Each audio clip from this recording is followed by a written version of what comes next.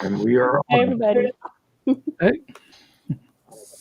I'm just here we've got notes from the Latinx Comic Arts Festival hosted by Dr. Teresa Rojas.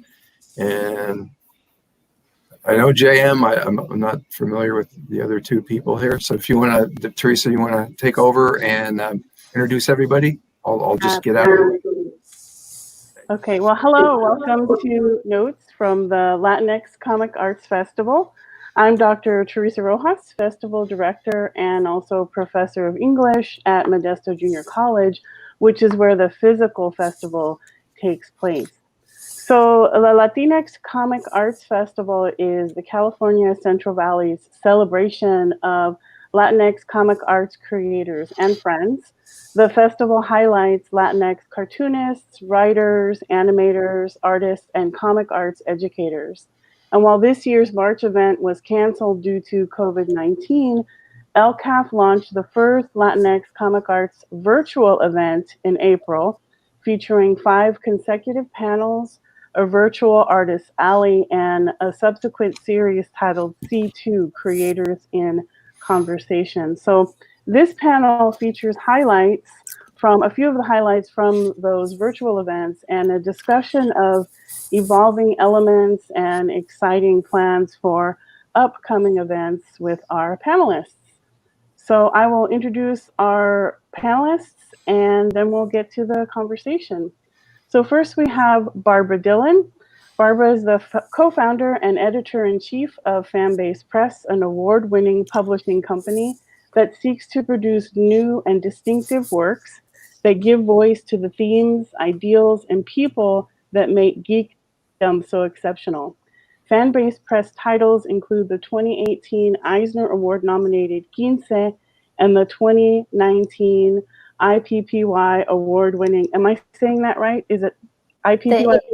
The IPPY Awards, yes. The IPPY award-winning A Geek's Guide to Cross-Stitch Journeys in Space. Barbara is also the Director of Marketing Operations for Gemelli Biotech, as well as an award-winning voiceover actress with credits including The Katniss Chronicles and Pendant Audio's Phantom Canyon and Dreamnasium. Welcome, Barbara. Thank you so much, Teresa. Our next panelist, J.M. Hunter, originally from Southern California, is a recent transplant to the Columbus area after envisioning his purpose there for the last several years. Hunter is currently teaching and focused on the Young Adult Creators Alliance, or YACA, as well as attending the California College of the Arts for an MFA in comics. He and his family are enjoying introducing comics creation and art to the next generation and to Columbus's unsuspecting comics fans. Welcome, JM. Thanks for having me. And then our next panelist is Luke Martinez. Luke Martinez was born and raised in California's Central Valley, with his family coming from Mexico and Dust Bowl era Oklahoma to do farm labor. He's a high school teacher and community college professor when he isn't creating comics. His graphic novel, The Ascendant, was released in 2018, and his ongoing fantasy webcomic, Storm Riders, is available on his website. Additionally, he has upcoming comic work in progress and on submission, including a Latinx space opera. Welcome, Luke. Good morning. Welcome, everybody. This is so exciting to have you all here. And so we're just going to jump right in. And I mentioned in the introduction that we were just about to launch this year's event in March. In fact, we were a week away when our plans were thwarted by the COVID-19 shutdown.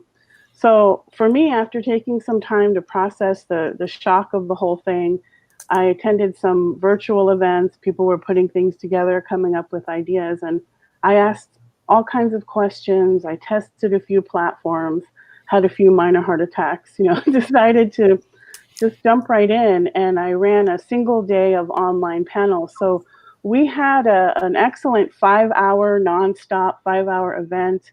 We had 5 panels and about 20 panelists total, including a couple of the folks here today, which I streamed directly to YouTube. And so that was quite terrifying, but also exciting, and overall it went well. So we've all had to do some major pivoting in our work this year. And so what I want to start off with is, what are some of the ways that you've stepped into some new roles since March? And anyone who would like to start. Sure, I'm happy to jump in, Teresa. On behalf of Fan-Based Press, one of the big things that we've really taken on this year is a weekly creator forum. And this is a virtual event that I'm sure many of the people on this panel, as well as our viewers, are familiar with. We took to the Zoom platform. And so every Saturday morning, for free, for anyone that would like to attend and register, we have created a safe space virtually for creators and really anyone within the entertainment medium of comics in particular. So it can be publishers, creators, media, educators, really everyone, to have that safe space to not only talk about a positive path forward, but to talk about the challenges that they're experiencing right now, to talk about what they're playtesting in terms of exactly what you're speaking of, in terms of trying new things, what worked, what hasn't worked, what other people are trying. And it's really been a wonderful, positive, and collaborative environment. Sometimes, folks just need a little group therapy, as it were, to just chat with one another, especially because I know I miss seeing familiar faces at not only the Latinx Comic Arts Festival, but of cons all throughout the year, which are really their own kind of family reunions, as it were. But it provides a nice safe space for everybody to chat with one another, to commiserate, but also really to drive that path forward of knowing that we may now have to get used to this new normal, that cons as we knew them may not return exactly as we hoped. So what does that path forward look like? So that's one thing that my husband and I at Fan-Based Press have been doing every Saturday. I welcome everyone on this panel. I know, Teresa, you've joined us a number of times, but for viewers as well. And you can register every Monday morning. We post a new link, but that's been a really important thing that we've offered to our community and to the creator community as well. And that was fantastic. I was just there this morning, and it was great to see some people I had seen before and some new folks I hadn't met yet. And it's a great place to throw out questions and ideas. And so thank you for that, Barbara. How about JM? How about you?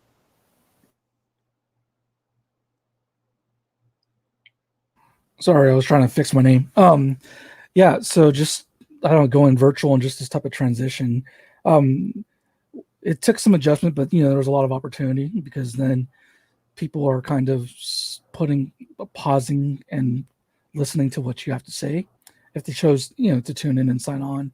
And then it's recorded, so it's like if they missed it, it's still there for them to follow up later on. So I definitely feel like there's an opportunity, and I feel like even if we were to get back to a physical type of environment again, when we can actually do shows, I feel like people, artists and creatives and activists, should take advantage of the virtual capabilities and plan like a week, month, or maybe a whole year long set of programming.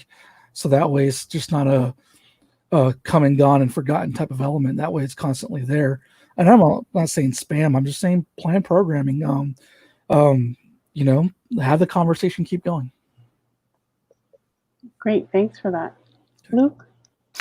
I think at first I was obviously really disappointed. The Comics Art Festival is a blast. It's always so many fun people. Like last year when we all got to go out and eat afterwards, and there's so many characters that go there. If you've met people like Javier or Raphael or Henry, like there's a lot of fun people around. So that was at first kind of traumatic, because I'm like, well, these are just like, I'm missing all the characters, just seeing the people. But kind of like JM was saying, there's actually like a lot of opportunities here. There's like some huge opportunities. And so for me, one of the biggest things has been trying to find time to do more creative work, because sometimes it's so disappointing. You want to just kind of retreat.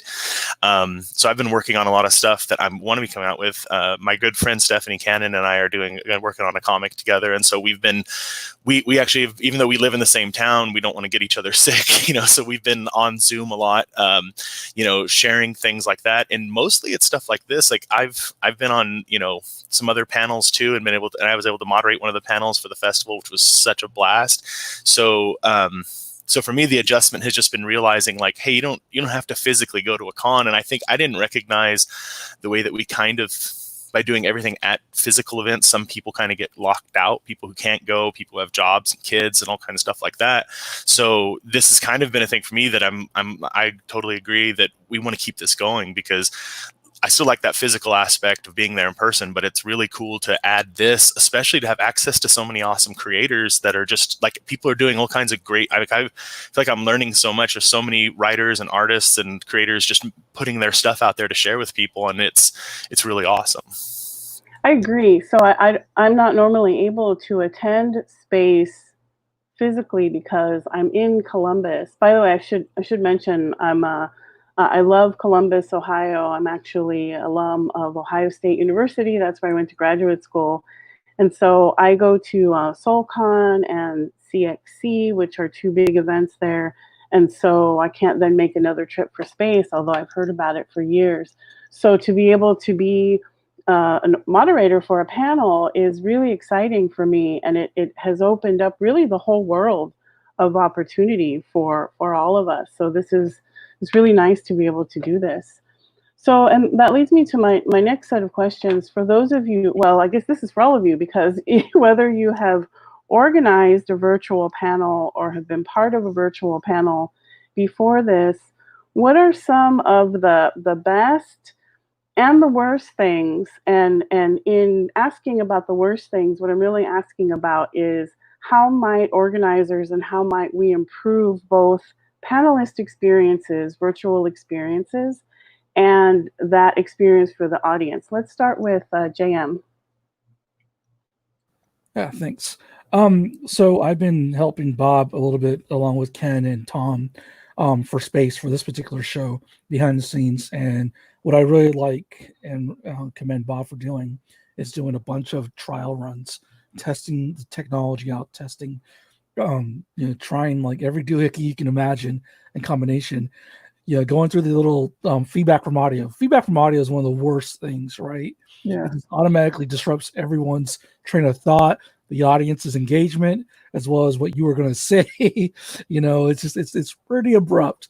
So so the fact that that just seems to be like a rite of passage for everyone that is going to be doing this type of thing, is to learn that you have to mute your audio that's coming out, so that way you're not getting the feedback loop. For those of you that are watching that don't know, they're about to do a show. Mute whatever output audio is coming in, so that way you don't get that feedback loop. So that's one of the technical things. But other than that, as far as and then we're also getting ready. We're prepping for SoulCon that's coming up here too as well.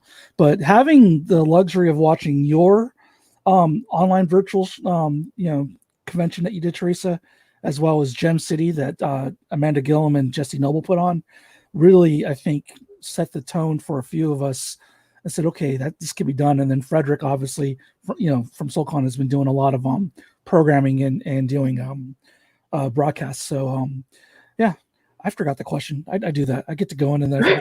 It was about panels, enhancing the panel experience. The good, the bad, the better. Yeah. So there's a share screen option, but I'll show you a trick right now. If you are not the moderator on the panel, but you're trying to show something visually, because we're artists, right? And comic creators. If you're using something like StreamYard that we're doing right here, and obviously you can't share your screen because it's the admin or the moderator has the option. One thing you can do is, if you already have a webcam set up and more than one camera, if you're using this, you can, rather than share the screen, you just go to your you're going to see my candy here, so I'm cheating on my diet. You're about to find out.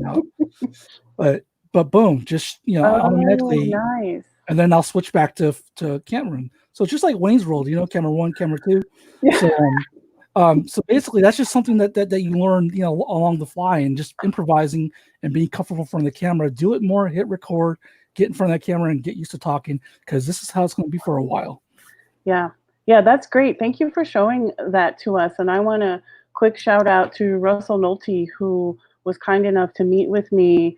He is one of the first virtual events that I attended, his events. And when I was like, oh, this is easy. I'll do Zoom. And then Zoom only allows you to broadcast to one platform. I'll broadcast to YouTube. It's nice and a wide audience. But then I was watching on my iPad and on my phone, of course you get into the feedback loop, the audio feedback, and I was panicking because I had no idea what I was doing wrong. One quick meeting with Russell, and he's like, yeah, you have to mute that.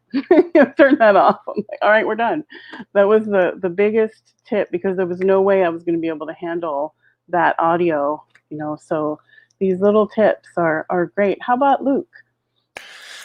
So, I mean, on the negative side, obviously for me is the not getting the chance to physically talk to people. I'm thinking of at your festival in Modesto, like last year after the panel that I was on, there was people afterwards who could come straight to my table and we could talk. And I miss that, right? Like we can't really get that back, but I'm hoping some of the people, they realize now is after you watch us on a panel like this, you can hit us up online and talk to us and the same way you would have if we were in person. The good parts, I think, is that people are starting to learn things. I remember, because I'm a teacher, I remember the first week of Zoom meetings were pretty terrible because you could hear people's kids yelling in the background. And I was at least one meeting where I saw someone's pantsless husband walk through the back of the screen. So, that stuff happens. And so luckily, I think a lot of people started to figure out the kind of new protocols and etiquette. But I was helped, especially when we did the panels for the festival this year, because, before it started, we were in there together and kind of talked about what the expectations were and like getting, I think for panel organizers, you really want to get as much information to your, or to whoever's moderating the panel, you want to get your information and questions to the people ahead of time. And then I think the only thing I'd like to see is some, finding better ways to involve the audience, the way you would in person, and finding some way to kind of extend those conversations. And I don't know, I'm all about ideas. I don't know how to execute that, but I think it'd be really cool to actually have a way to continue conversations we're having here. I know I've watched some panels where someone says something super awesome and I'm like, well, how do I want to talk to that person about that thing. How do I keep that going? And it can be daunting sometimes to reach out. So I think trying to come up with a way and making yourself available to people afterwards. That's great. Thank you so much. And I have to say another shout out to Barbara Dillon, who I've learned so much from in these past few months being part of panels, and just in terms of organization and depending on the panel, being able to get questions out to folks or ask for, visuals and that sort of thing. We don't have any visuals for this panel other than us. I thought that was plenty. So, but Barbara? Yeah, honestly, I would echo a lot of what Luke said. I think he had a lot of salient points. And I think that preparation is always going to be key in terms of your moderator and providing a really clear and communicative panel for your viewers, but also, of course, for the benefit of the panelists themselves.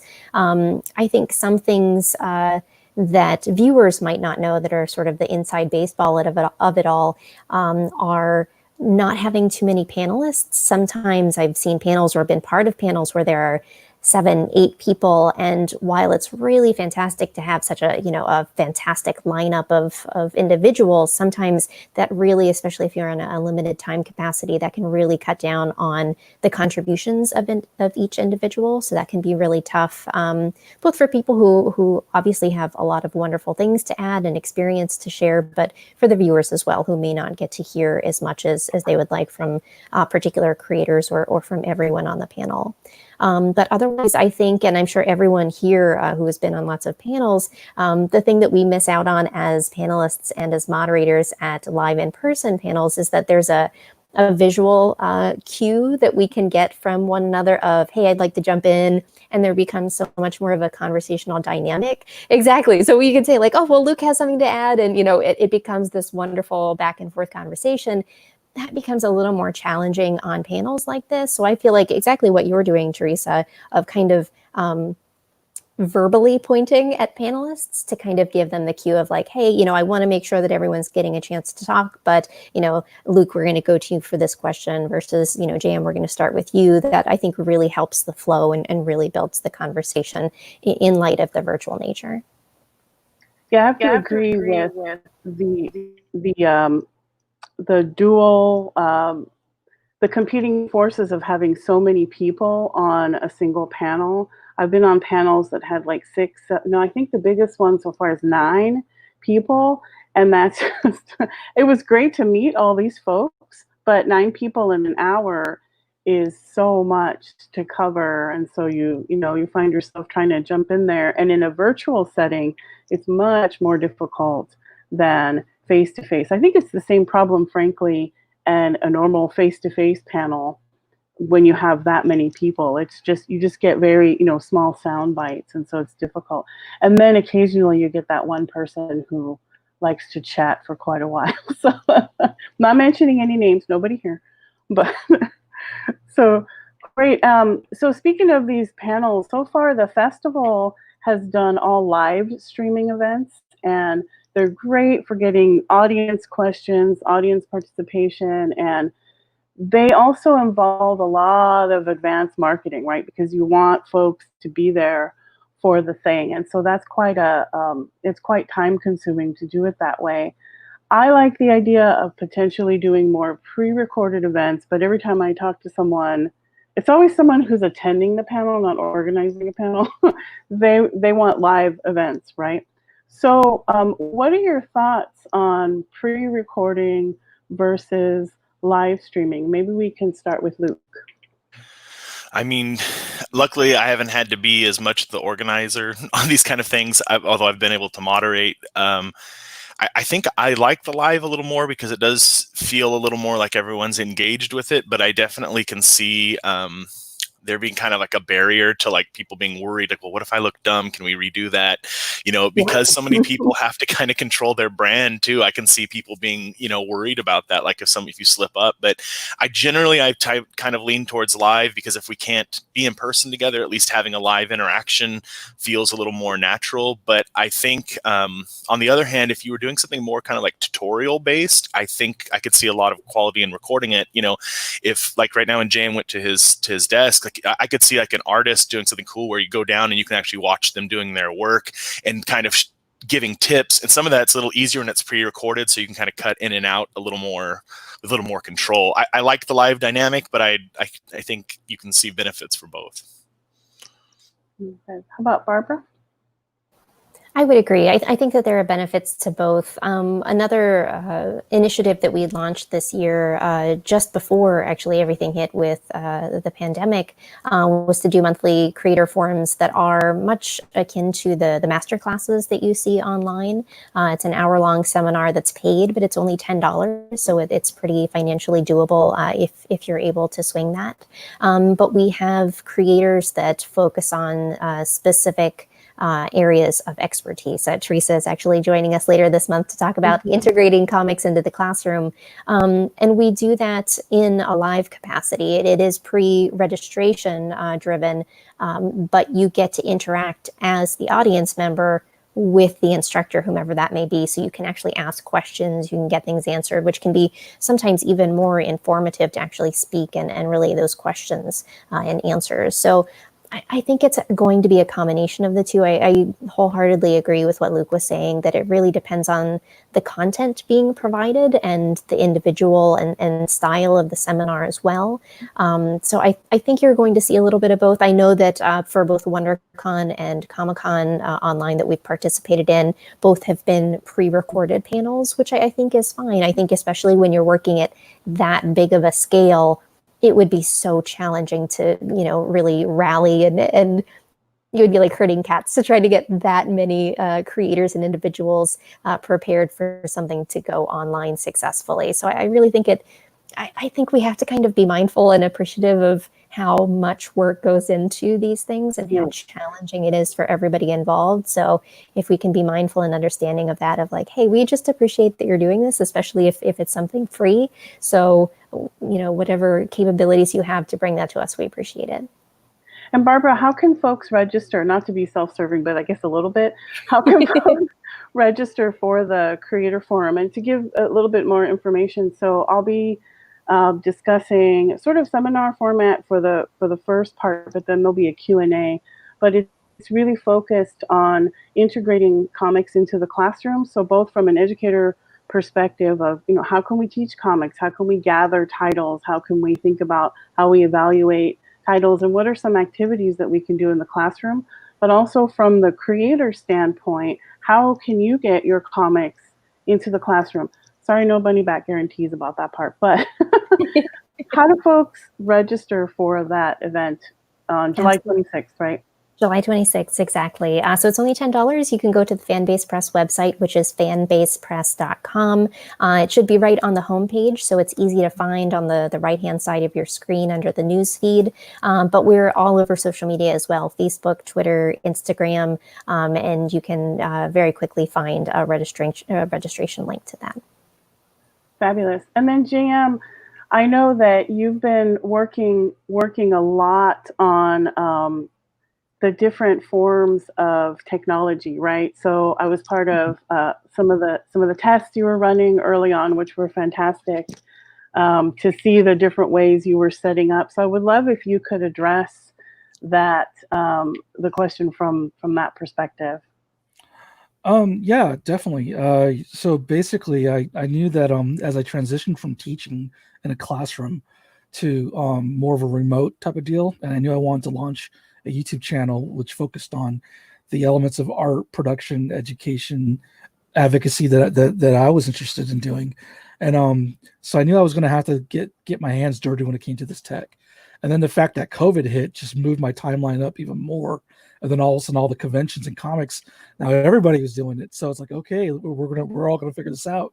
So basically, besides the camera angles, I've been investing over a period of 2 to 3 years in technology equipment and following various YouTube influencers that are artists, mostly artists, and a couple of podcasters, for mixed martial arts, and just seeing how what they use and all that. And it's true what they say. I'll have to mention this, that the most important thing to do is to hit record, and then eventually the experience will come and all the tech. Because I had a lot of equipment, I didn't know how to use it, but then through testing with Bob and all that, I eventually figured out how to use OBS Studio, which is free software. I eventually asked around, and I found out that there's a virtual cam, and that you can use with this StreamYard, because StreamYard wouldn't allow you to do a picture in picture broadcast if you wanted to have like your head shot talking to the audience as well as your drawing surface. However, I'm still figuring out the bit rate, I believe is what it's called, because it's still a little bit choppy, but that as well as audio issues. So basically there's a lot of free software out there, and there's a lot of people that love to talk about how you should use it, how you're able to use it, and just joining groups. Some stuff I pay for monthly, you know what I mean? But ultimately smartphones alone are basically small little computers. So if you've got a smartphone or a decent webcam, I would say audio is probably the most important thing in my opinion, because having people not be able to hear you just ends up making them not engage and tune in long, and it can be really frustrating. So audio was definitely could be problematic if you don't have that figured out. So a headset, gaming headset, or a microphone, so things of that nature. If you got kids, I don't know. I'm still figuring that one out, trying to get the kids to be quiet. Like every time when I'm broadcasting, they're up there on a rolling chair going back and forth. I feel like they're jousting or something is happening, and they manage to do it. And then all the neighborhood kids come over at the same time too. So they're just waiting until he hit record. Everybody go. I think they have their own little Discord channel where they plot these things out. Okay, Dad's about to go live. Let's get them. Right. So yeah. So basically, just besides equipment, it honestly is about just getting in front of the camera and going for it. And sometimes when you're in front of the camera, you'll start to talk about topics that you necessarily weren't planning on. So it's almost like a happy medium. Too much preparation will make you too stiff and freeze up. Not enough preparation, unless you're really good, gift of gab off the cuff, will make you wander and just kind of like go on tangents, which I tend to do a lot. So a little bit of a framing, consider your framing topic. And then so these things right here are awesome because they are already framed. There's already a topic, in mind. So there's already context. And having context gives you the bumpers, like when you bowl the kitty bumpers, it gives you the kitty bumpers to kind of like I don't know, practice and just stay on topic. So I want to do a quick shout out. I just figured out how to jump over to the live comments instead of hanging out in the private chat. I'm like, what am I doing? And I want to say hi to Alan and to Ken Epstein and Kathy Camper, who have all commented. It's great to see you all here.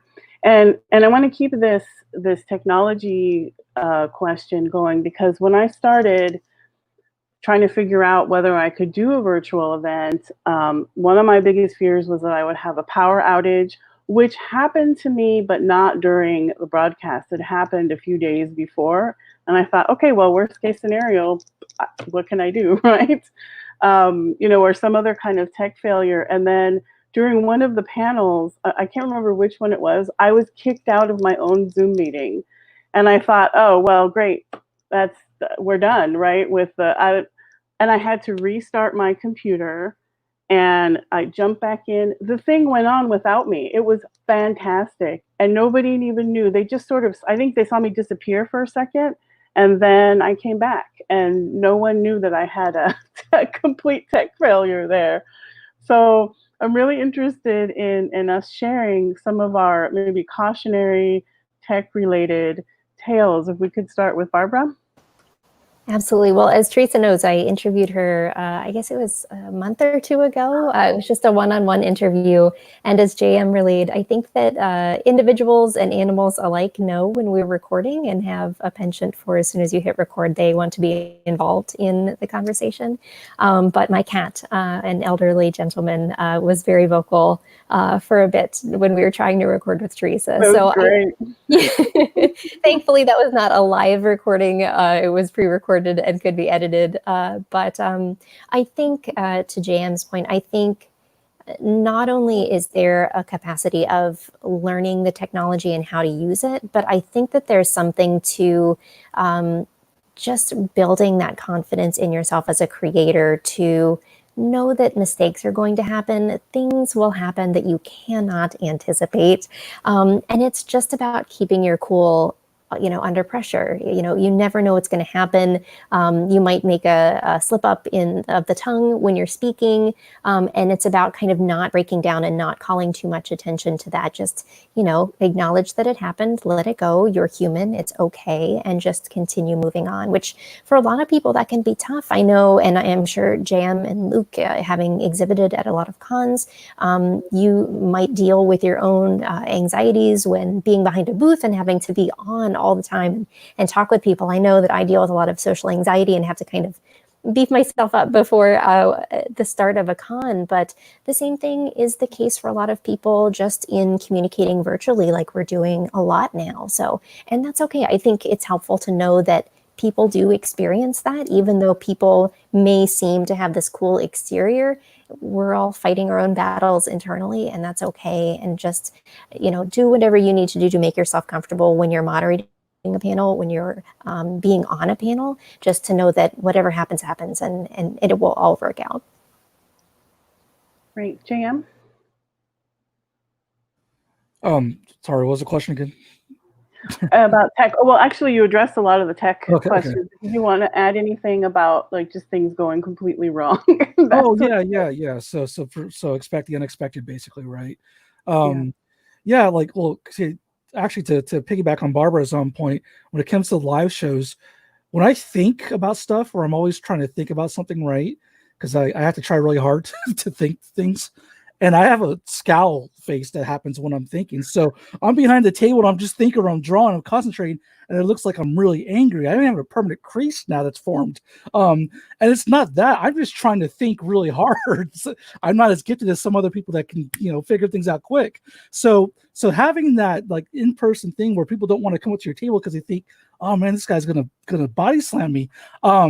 Being on the virtual thing, it's almost like, okay, I could see how I look, what I mean? So I could be aware of my presence and all that kind of stuff like that. So,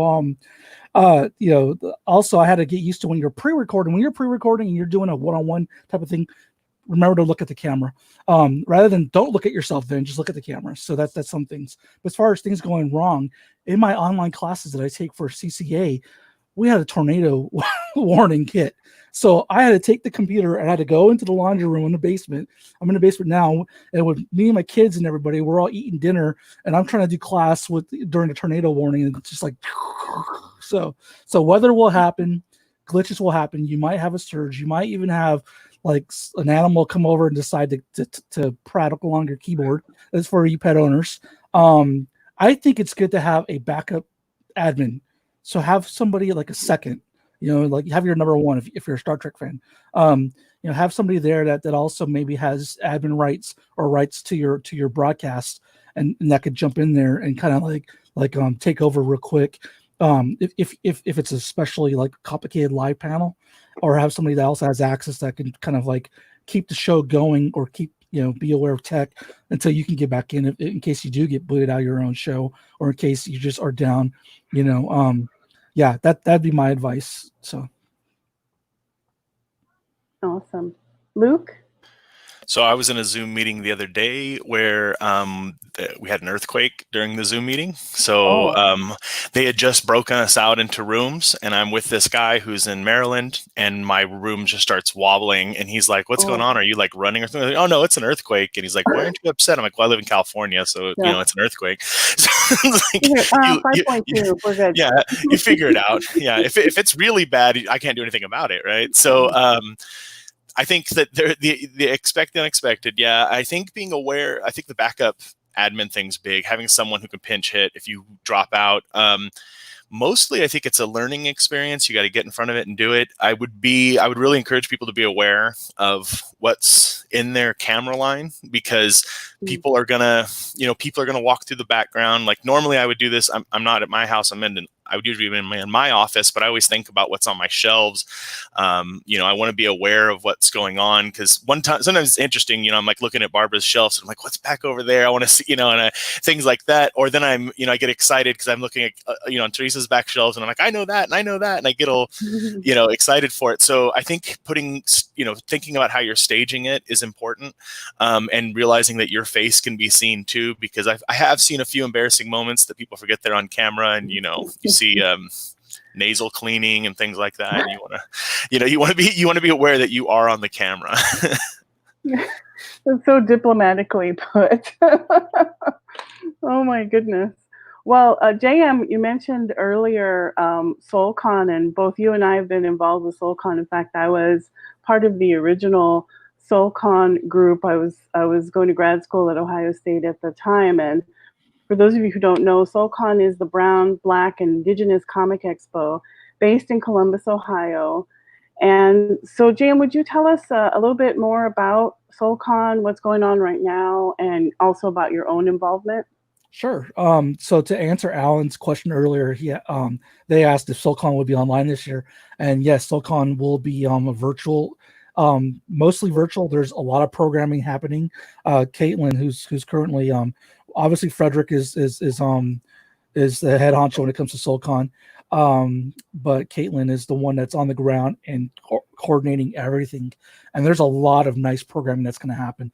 It's not just going to be a weekend. It's not just going to be a week. It's going to be an all year long type of event. So that's what we were talking about earlier.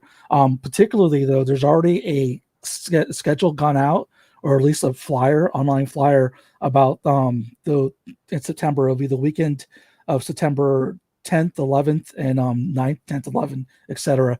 And there's also a fine art gallery component to it, where it'd be a social distancing. Some of it will be virtual, as well as some of it in person, but social distancing art gallery event at Glass Access.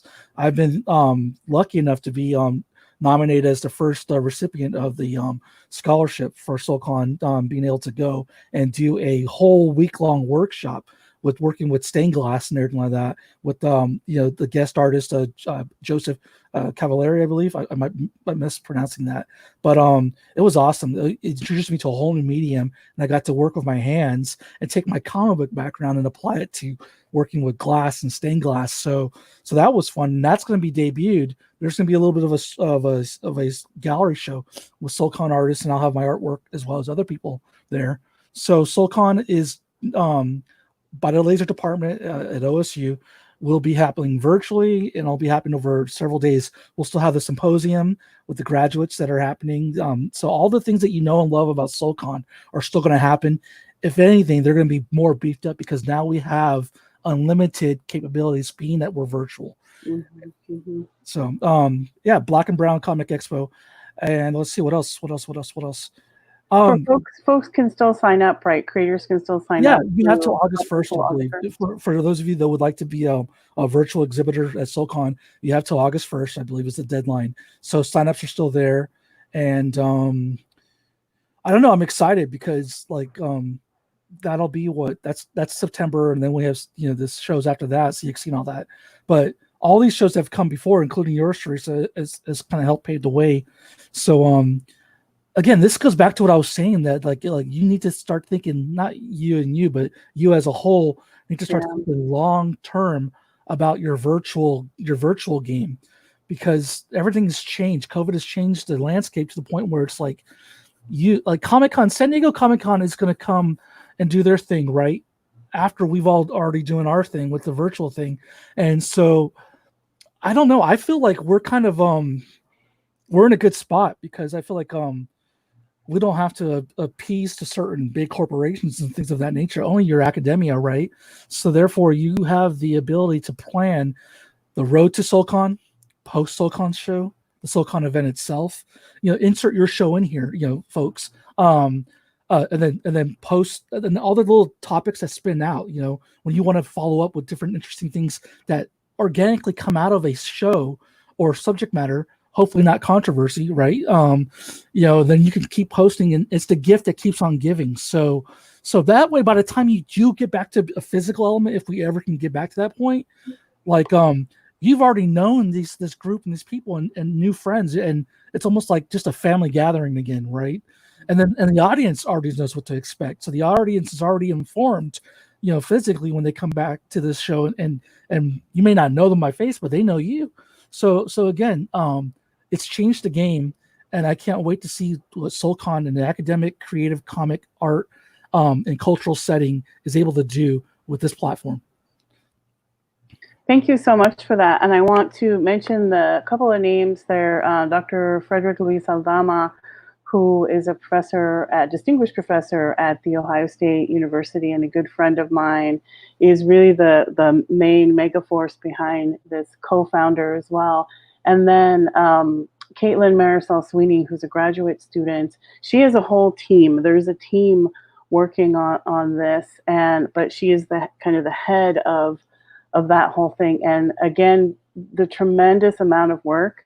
I feel like as the one woman force behind LCAF, I know how much work I had to do, and SoulCon is really stepping it up and making this a year-long thing.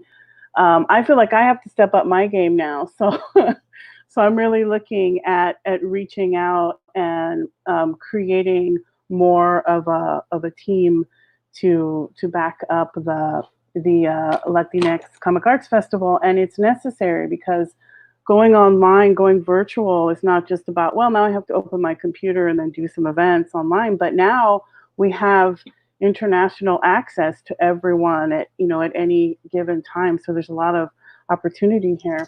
Does anyone else want to jump in? I think, Barbara, are you going to be part of SoulCon this year?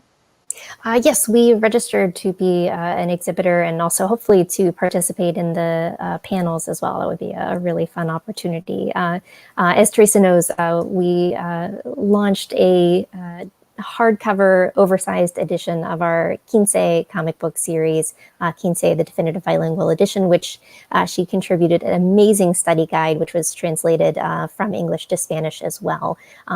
So we hope to be able to share that with as many readers at SoulCon as possible. Fabulous. So I want to mention that, so LCAF, the Latinx Comic Arts Festival, I have to say that as many times as possible so that it flows off of my tongue.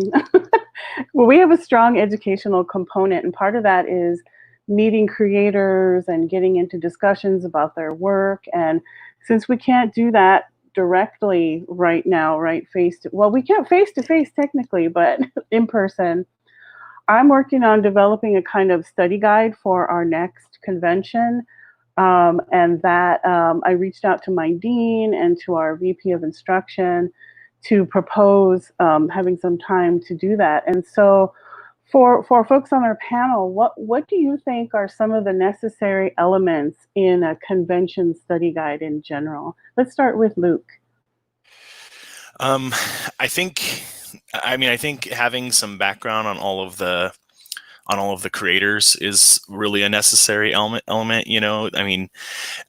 Everyone's tied in different ways, and everything's part of it, right? There's nothing outside the text, right? Everything's connected to it.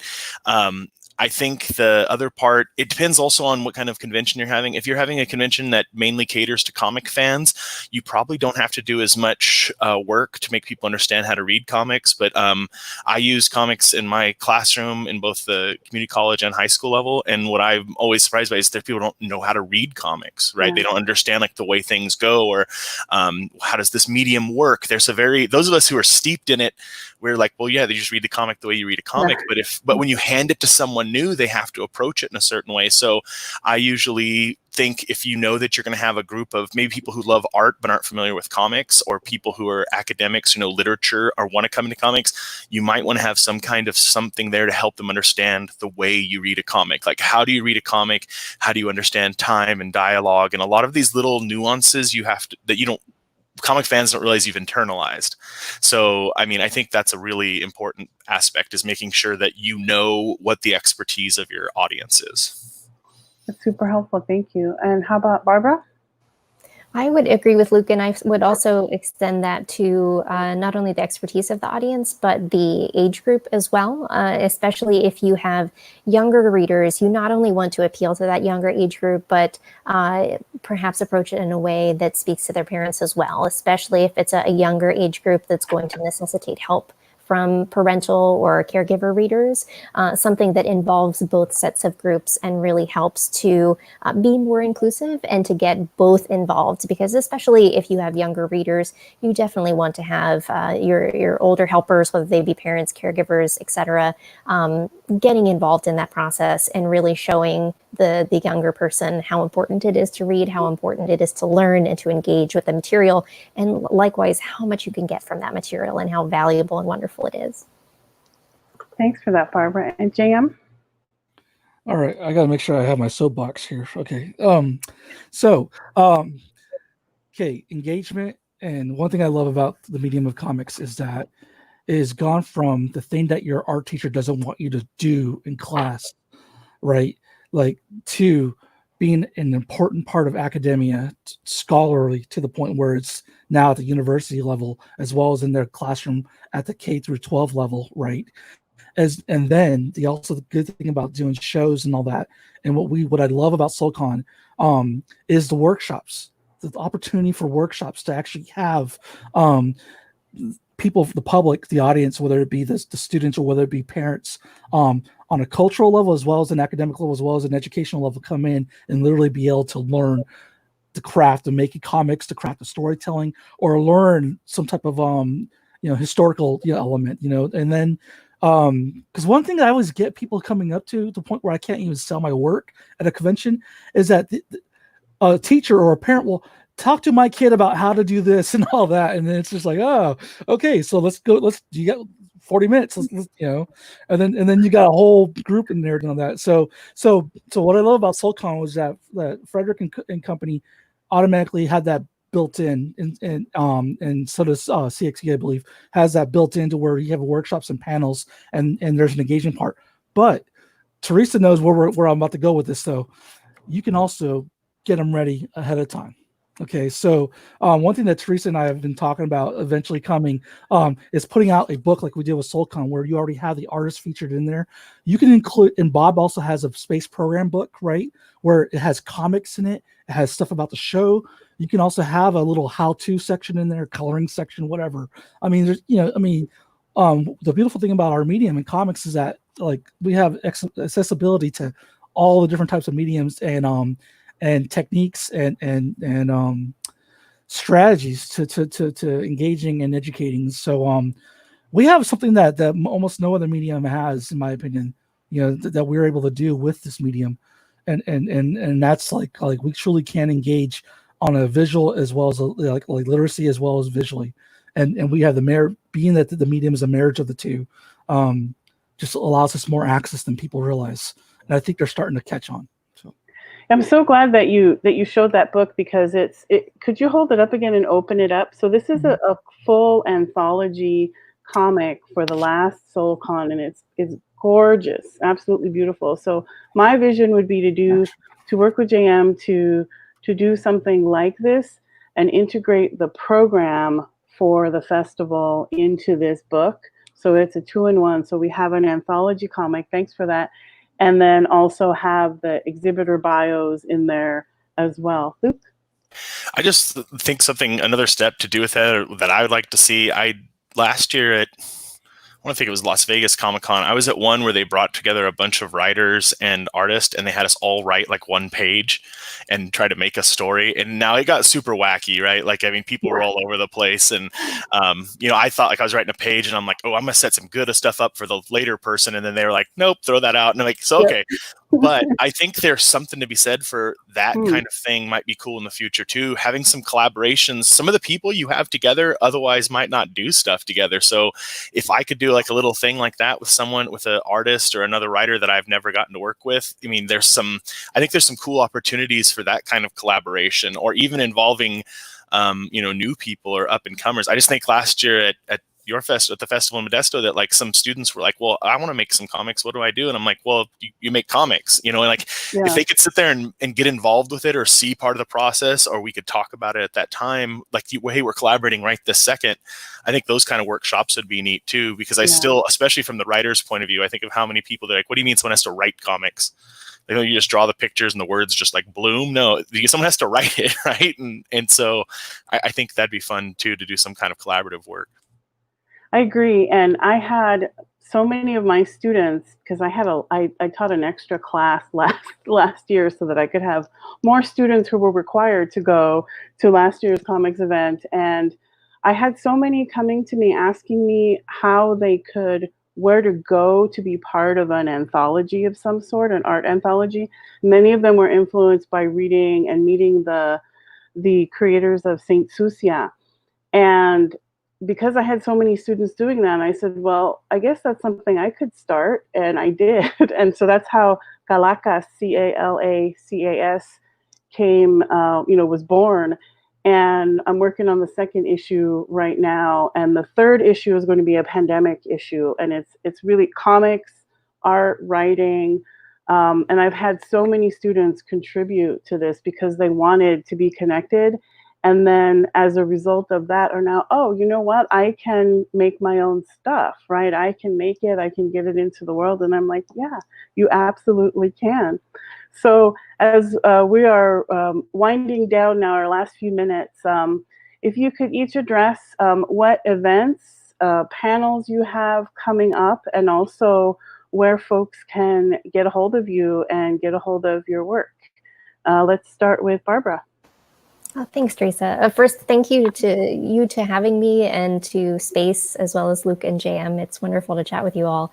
But you can find all of our work at Fanbase Press. We're a comic book publisher as well as a geek culture site. So we not only have the paid work of our creators in print and digital format, but we also have free daily news, reviews, interviews, editorials, podcasts, etc. Every single day from our amazing staff all across the country. But I would highly encourage people to check out Teresa's Creator Forum, which again is taking place on July 26th. It's an hour-long seminar, only $10 to register, and you can do so at the Fanbase Press website. Great. Luke? Sorry, I have my handle right there at Luke Loves Comics on Twitter. I was doing some comic reviews, but the Rona happened, so I mean it's been a little hard getting on it. But if you go to my website, which is pressironclad.com, it's my own little group I use to put my stuff out. I have my graphic novel there and my free fantasy webcomic, Storm Riders, and there's also a preview image of my Latinx space opera, Daughter of the Underworld there. And so if people want to come and see kind of what I'm working on going forward, it's there. And I just want to encourage everyone to make sure you're supporting a lot of great creators right now. I know Javier is doing the his Kickstarter and for Almorto. And then I know also that my friends at Insymmetry Creations are going to be doing one for theirs. So make sure you're supporting, artists, because that's going to keep our medium alive. Yeah, and that's Javier Hernandez. Yeah. JM? I wish I could tell you I had a base of operations where you could go, but I'm community minded, so I'm always playing in somebody else's garden. So I've got SoulCon coming up, very involved with that. Space tomorrow, we have a panel actually that Ken Epstein and I will be moderating for art and comic advocacy and activism. So which is very relevant right now. So please tune in tomorrow around, I believe, 2 p.m. Bob could probably provide the link in the comments or the time. Instagram is at JM_indie_hunter, I think. Hunter Art Lab on YouTube. I need to get back to that. But yeah, you'll find me with my CCA family, my Space family, my SoulCon family, and Columbus family, CXC, and Mecca. Shout out to Maya Crown Williams. So Your LCAF family? I'm a nomad. I like to wander.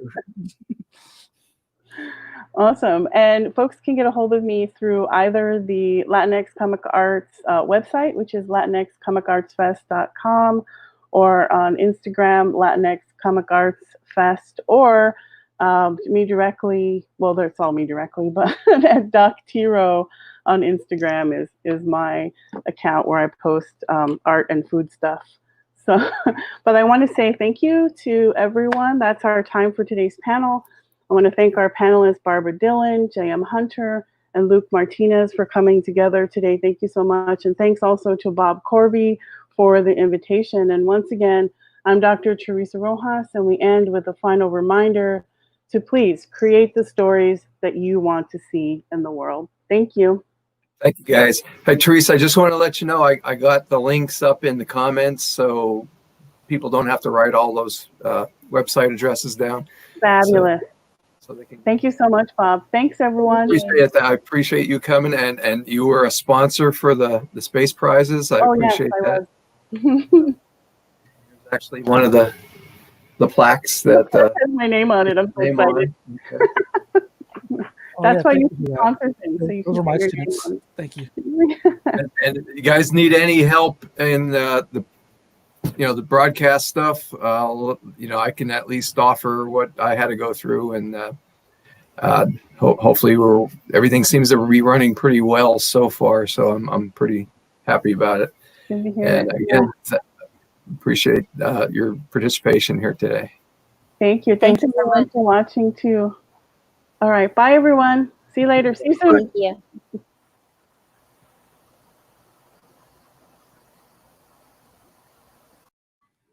Do I gotta leave? Okay. You can hang.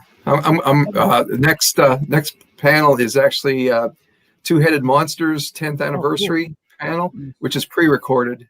Okay. So I was just gonna get it set up and get out of the way. Hey, thanks, Bob. What I'll be doing is coloring my homework, but I'll be on. So if you need help, let me know.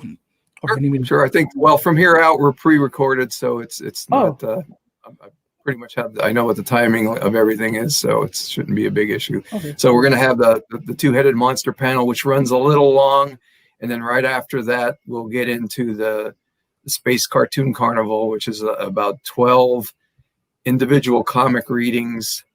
A lot of different people involved, so it's going to be a lot of fun. So awesome. I'll get that going, and I'll catch you tomorrow then, JM. All right, thank you so much. 1 p.m. And your JM's panel is at 1 o'clock tomorrow. Yeah. Okay. So see you. Right. Thanks.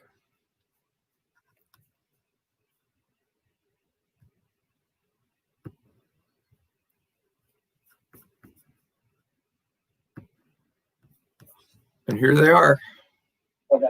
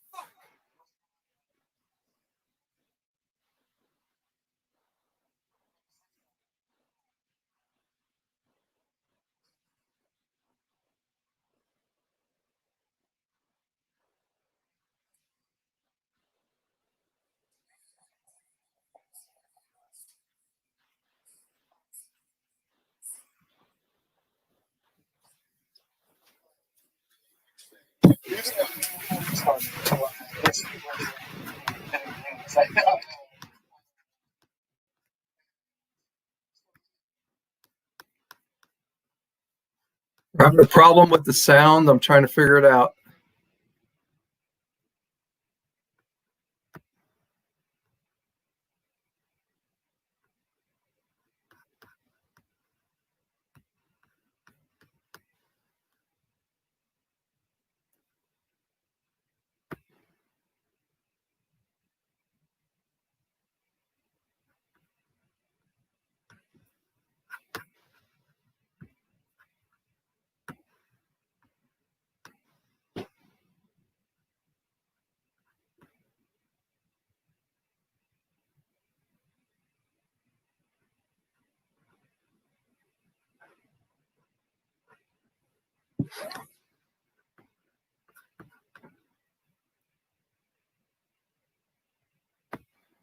But while I was also at SU, we still used to go to this comic shop that was on Victoria.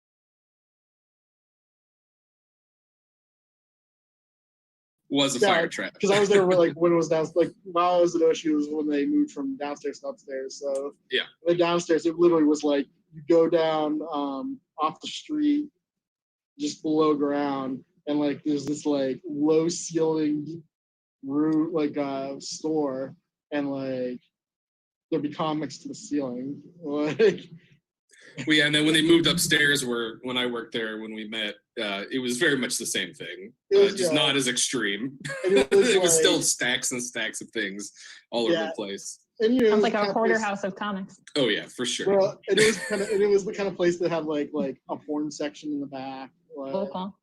like Yeah. so I definitely would like go in there and like be buying my books and like see like guys in business suits like Oh, zip it to that's the a whole back. other panel. Let me tell you what. Discount paperback stories, I've got a lot. Yeah. We see him like zip into the back and then emerge like a half hour later with like a giant stack of porn and then like leave. And while I was there, because I didn't know anybody who like read comics really. I would just like talk to whoever was working, which was probably annoying for some of them. But maybe for Joel, I don't know. No. But for whatever reason, we more or less hit it off then. And then like we kind of talked on maybe doing something at some point, and then just for whatever reason that didn't really happen. Probably because young, they're not organized, and it wasn't. Well, in until- college was a bear. You know what I Yeah. mean? Art school is very busy. So In my senior year, I'll say was especially towards the end of that, and like that right after college phase was like. I guess that was after school, probably. Well, working. I don't know. Life, you know? Oh yeah, it was like yeah, that's a hard transition I think for everybody. It's time. I don't get it. It's fine. And it was only like a few years later, honestly, when we Chaz had actually just died, the guy there in that shop, and we bumped into each other at the Ogre. Yep. Because that was actually probably one of my first times at the Ogre in a while, because I was at honestly enough, kind of a weird point in my life, kind of a low point, and like I had just started a new job, which was a good new start, and like I'd stopped going to the comic shop when the Ogre shut down and Chaz passed, or was sick, and then like it was honestly, I think that might have been my first or second time back at the Ogre, like, and you're like, hey, do you want to do stuff? And then that's when we started, and then kind of talk about some of that maybe in a minute, but our first show was Space. Yeah. the first thing we did together. Like with a finished book that we finished it, like maybe that first issue of Ready for Hannah a couple weeks before. Probably. Like whatever, maybe a month. Like, you know, like basically just enough. And basically, we had just enough time to like print the thing, and we weren't entirely sure we were going to make it at the time. Like we signed up for space super late, which is why we ended up. The Ramada had kind of like a section that was kind of off to the side. That was like an L. Yeah, it's kind of like an L shape. Yeah. That we do was like that was where you ended up if you signed up super late because. It's like semi-death. Yeah, exactly. It was just like, okay, like you signed up a week ago, you're in this place. So Better than nothing. Well, yeah, it's just where there was room. Like, Yep. So, and you know, we were working together probably 2 years maybe before Katie comes along. Something like that. Right around that. So then, okay, well, and obviously your path to this is a little bit different than ours. So I think probably Katie next on that. Yeah, so my story starts in Ann Arbor, Michigan, which other places in Columbus wouldn't win me a lot of points, but generally the comics crowd isn't as into sports, so we're good. But my dad used to take me to Dave's Comics in Ann Arbor, which was this little comic shop that was up a narrow flight of stairs. And I mean, this was when I was like 4 or 5. We'd go get comics because my parents worked opposite shifts for the first 8 years of my life. So they both worked full time, but my dad worked first shift and my mom, I'm getting this backward, right? Dad worked second shift and my mom worked first shift. So one of them would have me for part of the day and the other for the other part of the day. But my dad would take me to go buy comics and we would go sit on the Diag, which is like the big green space at the U of M campus. And we would drink juice boxes and read comics together under a tree. So that was like our cute thing that we would do. And we'd go play pinball at Pinball Pete's and it was this whole thing. But that was kind of my start of my love of comics, just like Scrooge McDuck and what have you, like old stuff. But I continued reading comics in a limited capacity as I got older. We moved to Ohio and we lived in a really small town and there wasn't a dedicated comic shop there. So like I started reading Bone when it was in Disney Adventures. Oh yeah, which you could get at the grocery store checkout, and Bone, like that was my big like, wow, this is great. I want to do this. I love this. And I had no idea anything about Jeff Smith or the fact that I'd end up living in the same town as him, or, you know, that he'd show up to a party that we threw or anything like that. Just stuff that would have, you know, blown my 8-year-old mind. We're gonna have to get to that later too. Yeah, totally. Just one of the many fun, cool things that's happened to us over the years, I think. But yeah, I mean, I always liked to draw. I ended up going to art school at Ohio University and I got my degree in graphic design, and it was kind of the how can I get an art degree and still like maybe get a job somewhere path. But yeah, I mean, I would draw here and there. After college, I sort of stopped drawing just because of, like Joel said, like transition to work life. And I had a pretty stressful couple of years in college and I didn't leave with a lot of faith in my ability to do much of anything artistically, just because of the program I was in and everything. It was a little intense, but I had been kind of down for a couple of years, and I thought, you know, what's missing from my life? Like, what am I not doing? Like, how can I make myself feel better? And all this time I had been reading, like starting to read web comics. Like I was starting to read Girls with Slingshots and Questionable Content and like Mega Tokyo and stuff like that. Yeah, Mega Tokyo. That was a fun one. But I realized that, you know, I had stopped drawing, and of course, like life had been keeping me busy, but I am an eternal procrastinator. I still struggle with it to this day. But I promised myself that on New Year's Day, 2010, I would draw a comic and I would put it online, and I didn't care what it looked like. I would just do it. And I did, and I kind of kept it up because it was super fun. And it was nice to have just some accountability, basically, to make art, which is something that I had in college, but it sort of drove me crazy then, but then it was useful to me afterward. So yeah, I had been doing that for the better part of a year, and I went, and for me, art making was always kind of a solitary activity. I was an only child, and it's what I would do alone in my room to entertain myself. And I mean, I had friends who were into art and stuff, but we didn't draw together. We didn't hang out and do art. It wasn't anything like that. It was just like my hobby. But I had a whim to go to a 24-hour comic event at Wild Goose and just show up. I am a baby about sleep, and so I didn't want to participate because I knew I couldn't hack it. But I was like, I was like, just let me just go and say hi to somebody, and I'll have some of my sketchbooks with me, and I'll be fine. And I met James, and I talked for like, I don't know, like an hour and a half or something, to the point where like I was already getting tired because it was like 10 and I'm a big baby. And he was like in front of me, like between me and the door. And I was like, I'm having fun talking to this guy. Like, this is really fun, but like, oh my God, I want to go home. But we kept talking, and I'm really happy that I didn't leave because, James and I became friends, and I met a couple other people from the community in Columbus that night too, that became good friends of mine, and important figures in, our comics journey. And so James and I were talking a bit. He introduced me to Joel, and then I don't know, from there, who wants to tell the next part? Well, I think honestly for us, before we kind of worked together officially in any way, we did that was actually Comics for Cans. It's probably what next, C4. Yeah, that was an idea.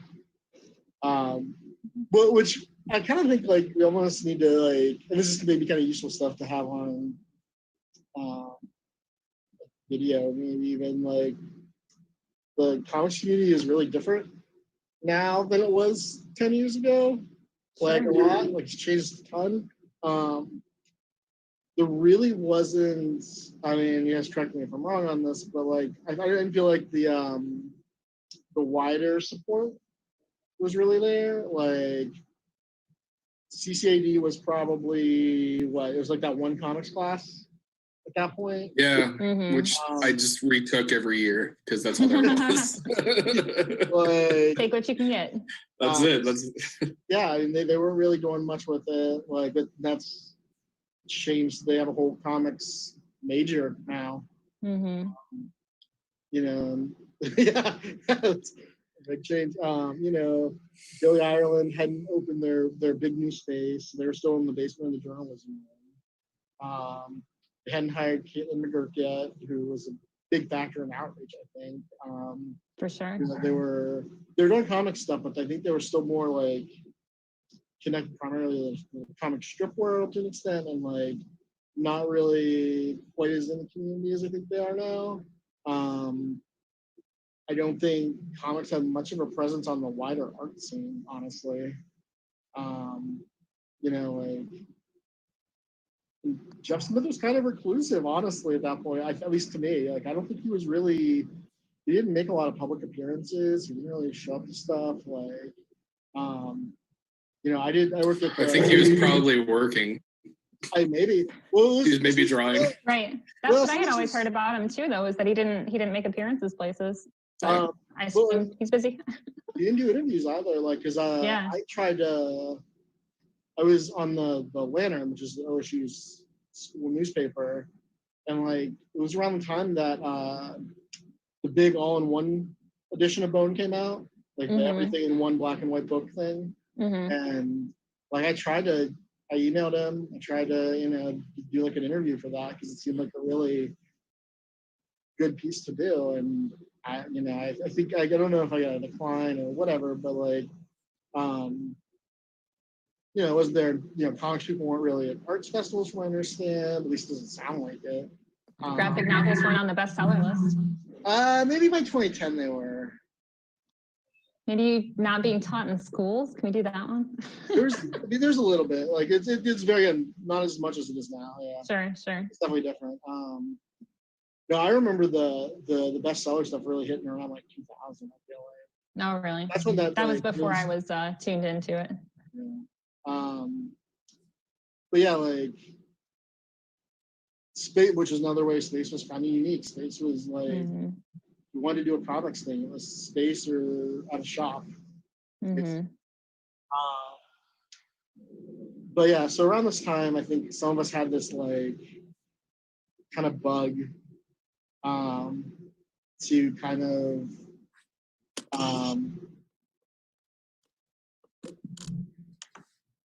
So Zoom popped up a thing. A report. That's so weird. Some of us wanted to kind of spread comics a little wider, and it was, we talked to a couple people at a couple events, and it ended up being, it was me, and Katie, and Ken Epstein from Nick's Comics, was who had just started himself, I think. And then Christian Hoffer, who was running the Outhouse at the time, which, another long story to explain what that was a comic website. He has done a bunch of comic journalism stuff since then. And is mostly writing about, this still does comic stuff, but like he also writes about D&D and Pokemon. And we decided to do like a charity event thing. And then like we had like What the Rock, which was a kind of a rock and roll novelty store downtown, had, do you remember they like had like a sudden opening, like on one of their gallery hop days. And it was like, okay, if you guys want to throw an event on this day, you can. And it was like 6 weeks. and so like the four of us had to like throw this, event, this charity event together in like 6 weeks. And did it. This is Wallace Wells the cat, for anyone who's wondering. Hi, Wallace.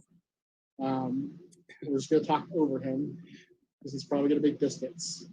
So yeah, I don't know if you remember that, Katie, and Joe was there too. You did some like art and stuff. Yeah, I went to the event. Yeah. Yeah, that was actually the day I met Joel. Yeah. And I think hadn't your wife just given birth to Tilly? It was definitely close to that. Yeah, I think so. Yeah. It was either like just or she was about to. So I didn't get to meet Melissa until a little bit later when we did. I think that was like Independence Day when I met her. But yeah, but I remember getting together with you guys and we just kind of made a bunch of lists of like people to reach out to, and like Christian was trying to come up with like media outlets we could talk to, and people we could interview and stuff like that. And I don't remember a ton of the details of like how it all came together, but I remember it was like the hottest day of the year, and we were on there just like sweating our faces off. And they're like, this is a cool thing to be around a bunch of paper. All right. It was just like, it was fun. We had like people going like everybody did like times like live sketching and stuff like that. Weren't you auctioning off like original art too, right? Yeah. We were like taking turns doing live drawings and It was also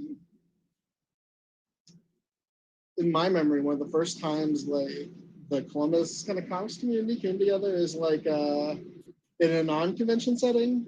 Sure.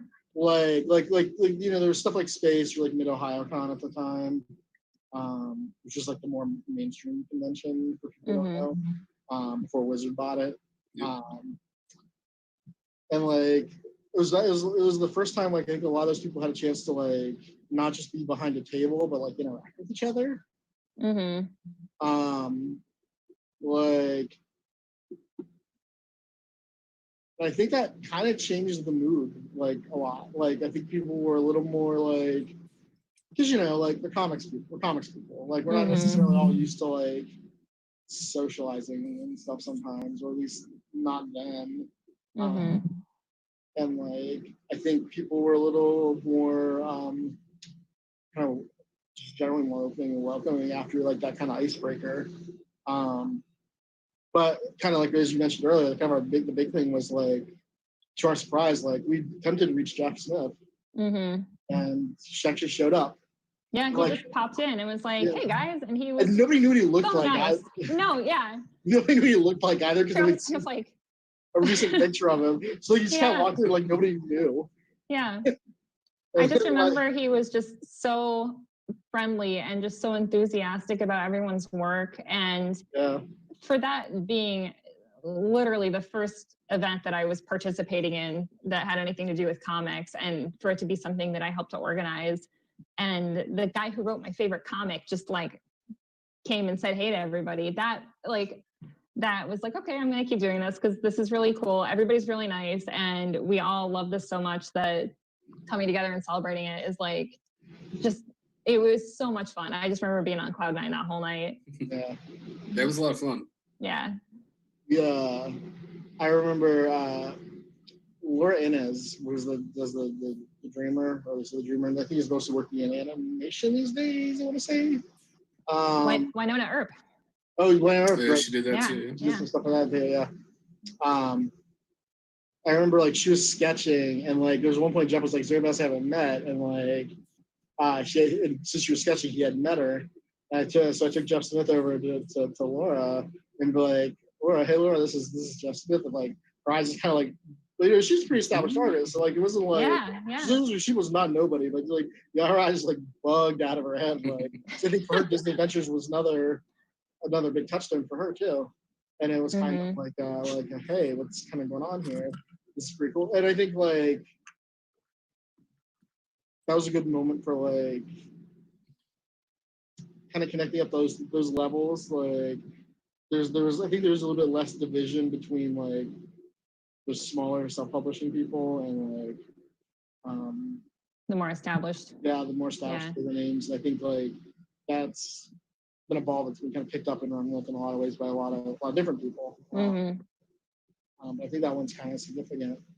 And kind of speaking of changes, like one thing I kind of wanted us to talk about is maybe how space has changed in the time we've been doing it. Like, I don't know about you guys, but I know the first year I think me and Joel did it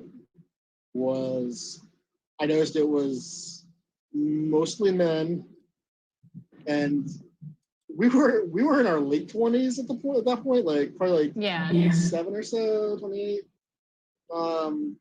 I think we were still on the younger end. Yeah, for sure. On our first space, like we were probably in like the bottom 10% of age. I can see that. And then like within probably I'd say 2 or 3 years, like it 100% shifted. It was probably, if not equally gender-wise, like it's probably close, and it skewed much younger.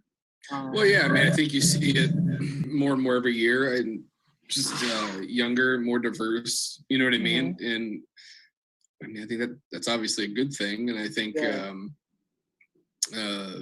is trending toward how the world is changing and should be changing, and how comics are reaching out to more and more people, right? I mean, thanks to the internet, technology, different things like that. Like we're talking web comics, digital on demand. It's not as expensive to get in. It's not like as much of a niche medium, and more people know about it. More people are enjoying it. You know, so definitely has grown with the times that way.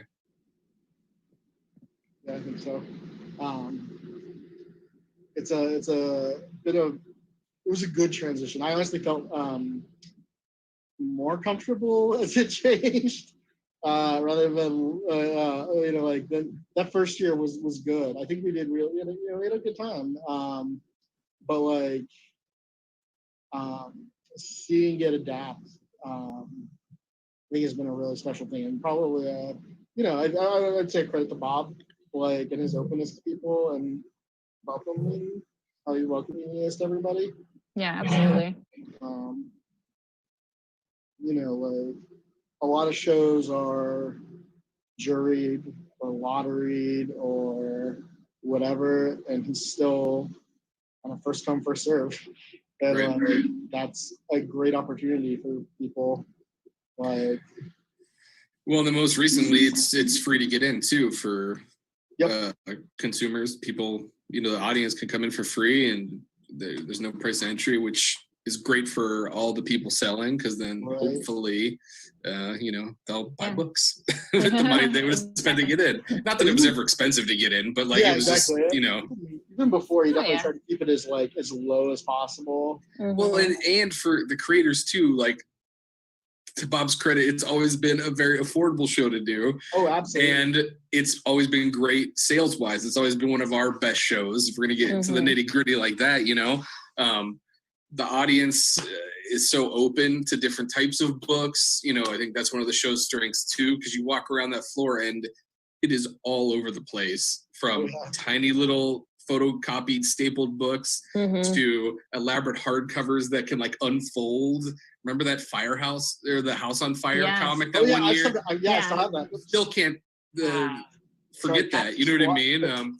But that's also, I think, one of my favorite things about space, because it's a crapshoot. Like, you never know what you're gonna see. Like, there are always the old faithfuls, right? The people that are always there, which is great, which I love. And then, holy shit, did you just see this thing down that aisle? You have to go now. Like, that's always a thing.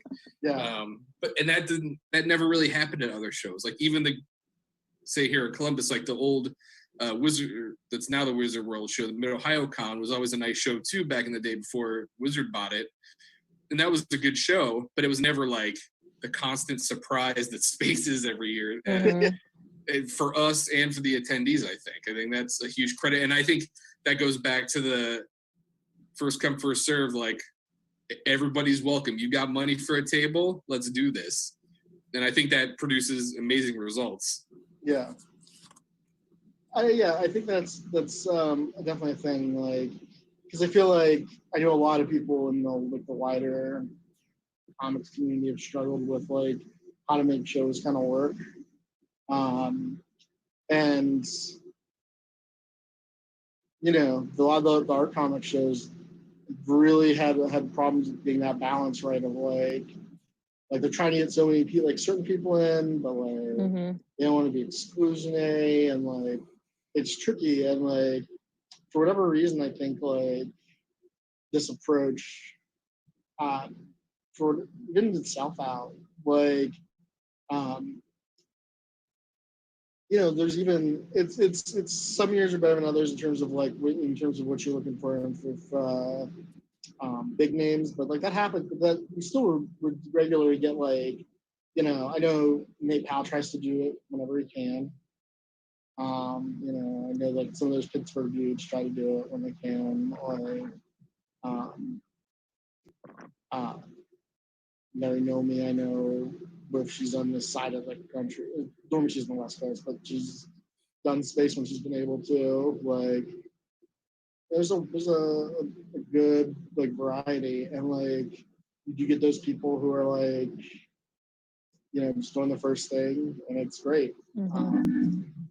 One of the things that's tricky in terms of like whenever I look at like space prize nominees, like it's always like that book looks cool. I didn't see that. Like, there's so much stuff that like, you know, even somebody like me who's looking for it can miss some of it. Like, that's kind of it's a good thing.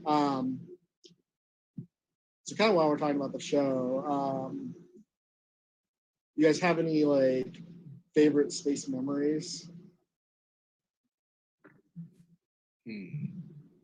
So I know what pops in my head. It's one of our best ones. All right, go ahead. You first. Yeah, you start. It'll spark us. So there's like, it was early on we were doing it. We were just like, hey, let's see if we can get as many people as possible to come out to dinner. I knew that was going to be your story. Let's hear it. It's super funny. It's a good fight. It is. Yeah. No, it's good. No. I think it's right. Like, because we got these people, like more of them show like just kind of word spread. Like, there was probably like 30, 40 comics people at this like little sushi place. That, sadly is gone now. But I loved it. It's one of those ones that got torn down for campus renovations. But it was in like that old Lincoln area. And like, you know, like all these people from like kind of all over the country just kind of like becoming friends and like getting to hang out and stuff like that. And yeah, like just like didn't do that. And then everybody kind of went to the bow ties afterwards. Oh, bow ties. bow ties.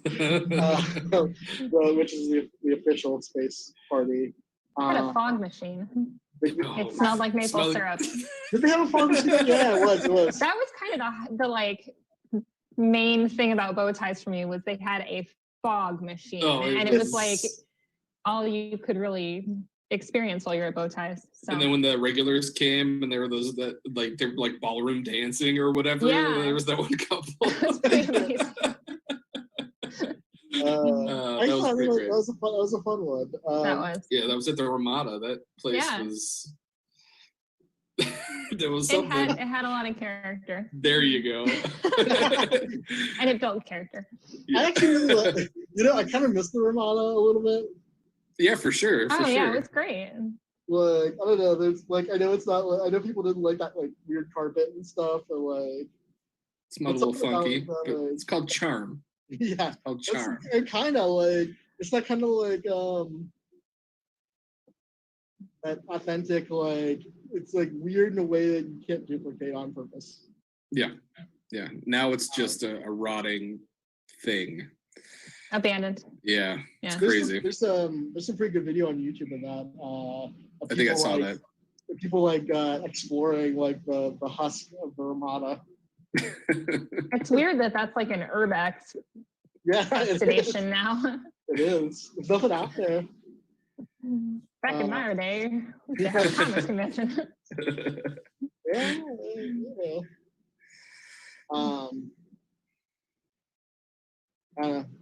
Anybody else got one? I mean, a lot of it for me was like just the more abstract community goings on. I mean, it was just so neat to me to be a part of a group of people who was so excited about what they did and so enthusiastic and so supportive of each other. Like that struck me from the very first, when I went into that 24-hour comics event. Everybody was just like, I felt like I had known everyone for years. And I felt that way every time I walked into space. And there were always lots of new people there. But everyone was always just so interested in like, oh, like, what are you working on? Like, what have you made? Like, what's your new book? Like, tell me about it. What have you been reading? You know, I just, in all my, I don't know, other hobbies I'd experienced and stuff, like, I've never encountered a group of people who just loved comics so much and loved making them and loved reading them and loved talking about them. And not in an insufferable sort of or typical sort of way, but just like, it was just, you'd go to space and you'd leave feeling really inspired and really ready to make something, and probably also ready to make something brand new from what you were already working on. And maybe you've met somebody else to collaborate with. Like that's what I always really loved about space. It's been such a constant. It's my home show. You know what I mean? It's like, no matter how many shows you do that year, it's like, oh man, space is coming up. That's our show. Like that's, there's some type of ownership to it that we have no right to have. We've just been there a lot. But you know, I don't know. It doesn't seem pretentious. Bob, you know what I mean? Like there's a lot of things that are a lot of shows that are pretentious, especially in the indie comics world and the small press world. Everybody knows who I'm talking about, I think. You have to like know people to do the show. I don't know. It's just, it's feels like what it should be, kind of. I love it. I don't know. I mean, I have heard it's called Pillars of it, which is weird and doesn't called what? Pillars of like the show. Oh yeah, like kind of like people you gotta count on as like being there all the time. Like, I think that's just like pillars. I heard killers, and I was like, well, that's not very good. I'm like, why are we killers? It's still going, guys. Yeah, I was like, it's not my fault. Yeah, just because I haven't finished Radio Freaking Hannah yet, it's not my fault. Leave me alone. Oh God, are we getting into that? No, I was just being a jerk. Self-deprecation. Leave me alone. It's fine.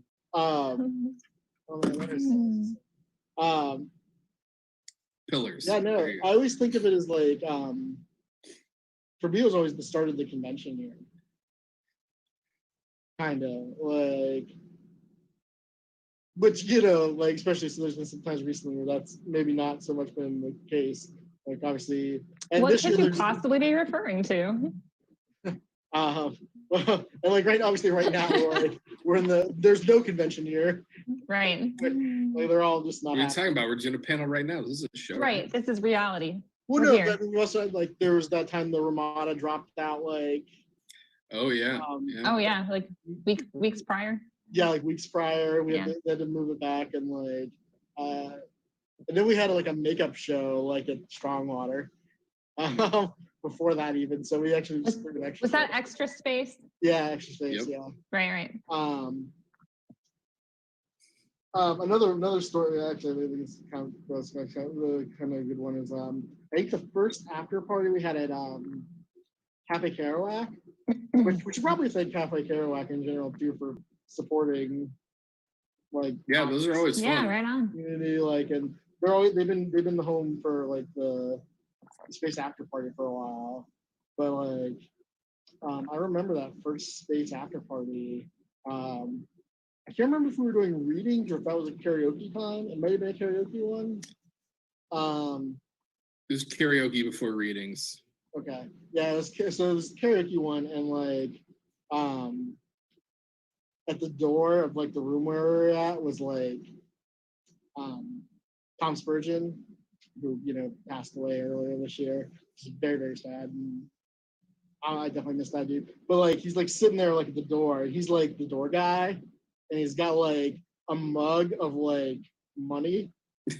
Like like one of those like water like A picture.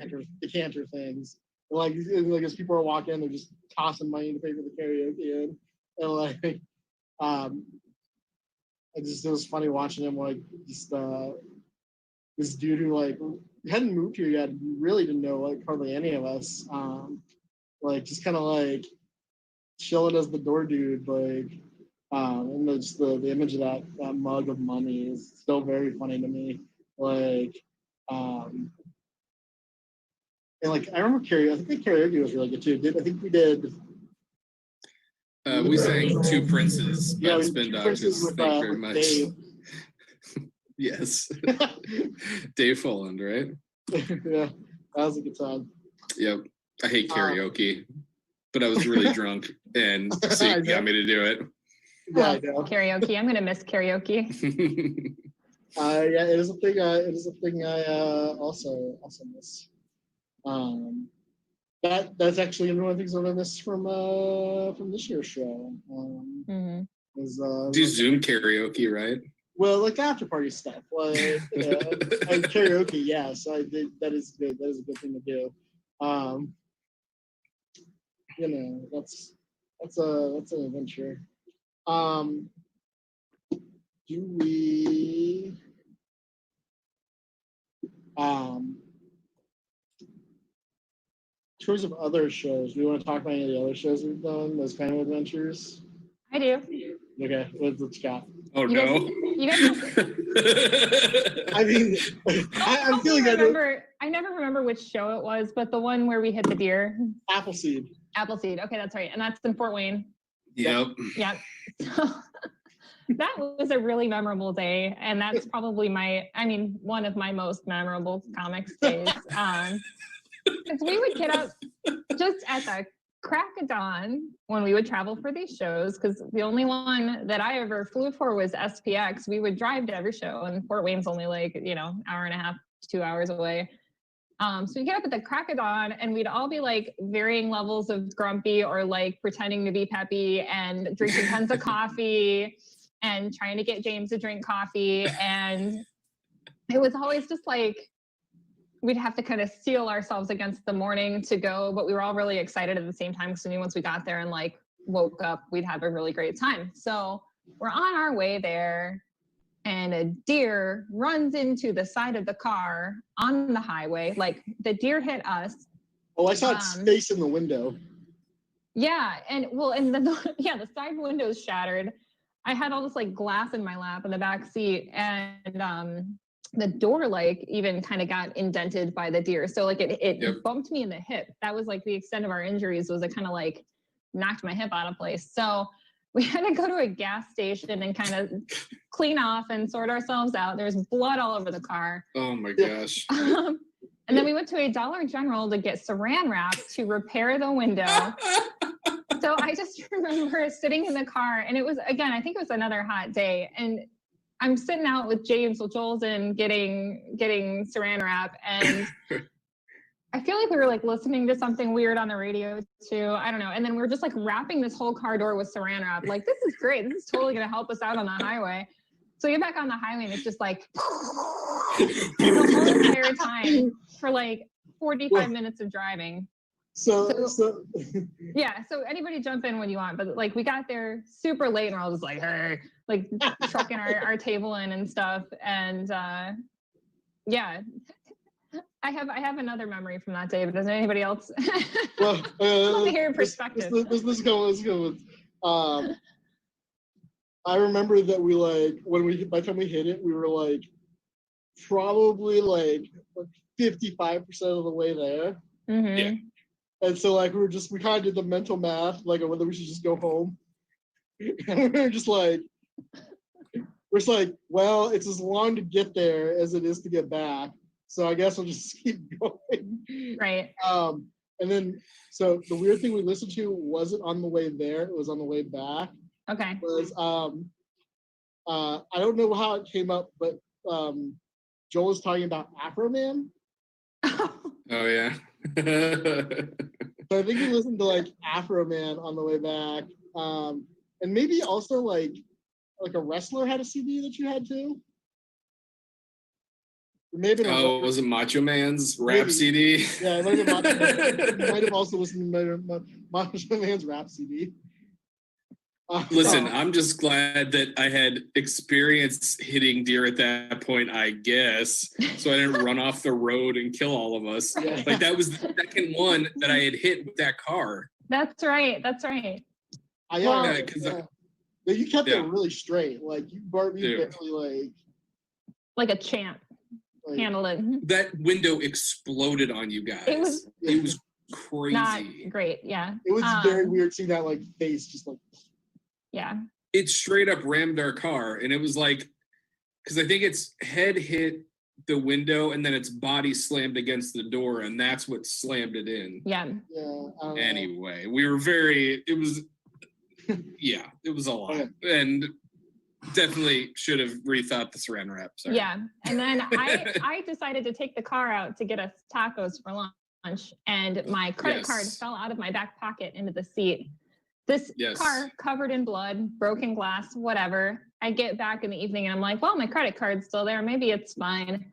And then the next day I had a $500 charge on my credit card for World of Warcraft accoutrement. And I had to call my bank and explain to them that someone crawled into this disgusting car and got my card, and that I'm not really that big of a nerd and I need to get the money back. And it was fine. But yeah, that was the other part. And we went to the bar after the show, and they had like Angry Orchard pints, and we like drank to the deer that that killed itself on us. Really is what happened. But yeah, that was maybe the most adventure filled day that we had. That Appleseed was a weird one. The show was cool too. No, it's a great show. But our first Appleseed was actually pretty interesting too, and that whatever bar they had for people to meet afterwards. I should say it was Zach Cruz who organized that. I think he did that for a few years until he went to like grad school. Mm-hmm. Like he's doing some sort of comics studies thing now. But I remember like the bar we went to shut down like really early, like 10:30 or 11 or something like that. Everybody was like, fuck that. And the people that weren't done, they kind of gathered us up, and it was like convention organizers and me and Joel, and like there was like a comic thing rock band, and like a dude dressed as Doctor Who, and like some girl who claimed she did like topless comic reviews on the internet, which no one ever verified as far as I know. And we just marched us all through the streets of Fort Wayne, and just like, Are you frozen? Oh yeah, it was like spring, so it wasn't that. It was we just kind of like walked through. Oh, you guys are frozen. It was like a parade. Yeah, we had like a parade. You froze for a second. You guys froze too. That's weird. I could hear you. Oh, it's his internet connection is unstable. Yeah. Hopefully that's not a problem. Yeah, we well, okay, yeah. So we marched through the streets, and then we end up at this like Irish punk bar, and like, or just like a punk bar, and like there was a band playing an Irish punk cover of the Fresh Prince of Bel-Air theme song. Seems reasonable. Yeah, it was pretty sweet. Good. And then when we drove back the next day, we passed Cupid. Oh, that was cute. That was the first Cupid. We'd never heard of Cupid before, which apparently is widely known. But I didn't. That place. You had to grow up in sad small town Ohio like me to know of Cupid. Well, okay, so like there's a funny part about that too. But like people don't know what it is. Cupids are like these dolls that actually come from comics. They're actually based on like an old comic strip. And like there's this like old-fashioned burger place up kind of near Van Wert, is it? Or like Wapakoneta? I think it's close to Lima. Lima. Yeah, it's Lima. And like they got these like creepy naked dolls like hanging above the counter. And, Cupid dolls. Yeah, they're called Cupid dolls. Yeah, and, but like, they were painted very poorly. They were like just had like a brown lump right here for the hair, like the hair. And it was like all these babies hanging on the wall, which was strange. And the decor was straight from the 70s, like 70s cafeteria. Well, they had some weird like food choices too. Like it was kind of like your classic diner, but like it would have stuff like buttermilk as a beverage option. Oh yeah, it was like a strange mixture of time periods all trapped in this restaurant, and none of them were current. Yeah. Like there were different things from different like Cupid dolls are from like the 30s or something, I think. Earlier, maybe, I don't know. Earlier. Yeah, a long time ago. The decor was 70s. Like I'm pretty sure the people were the 80s.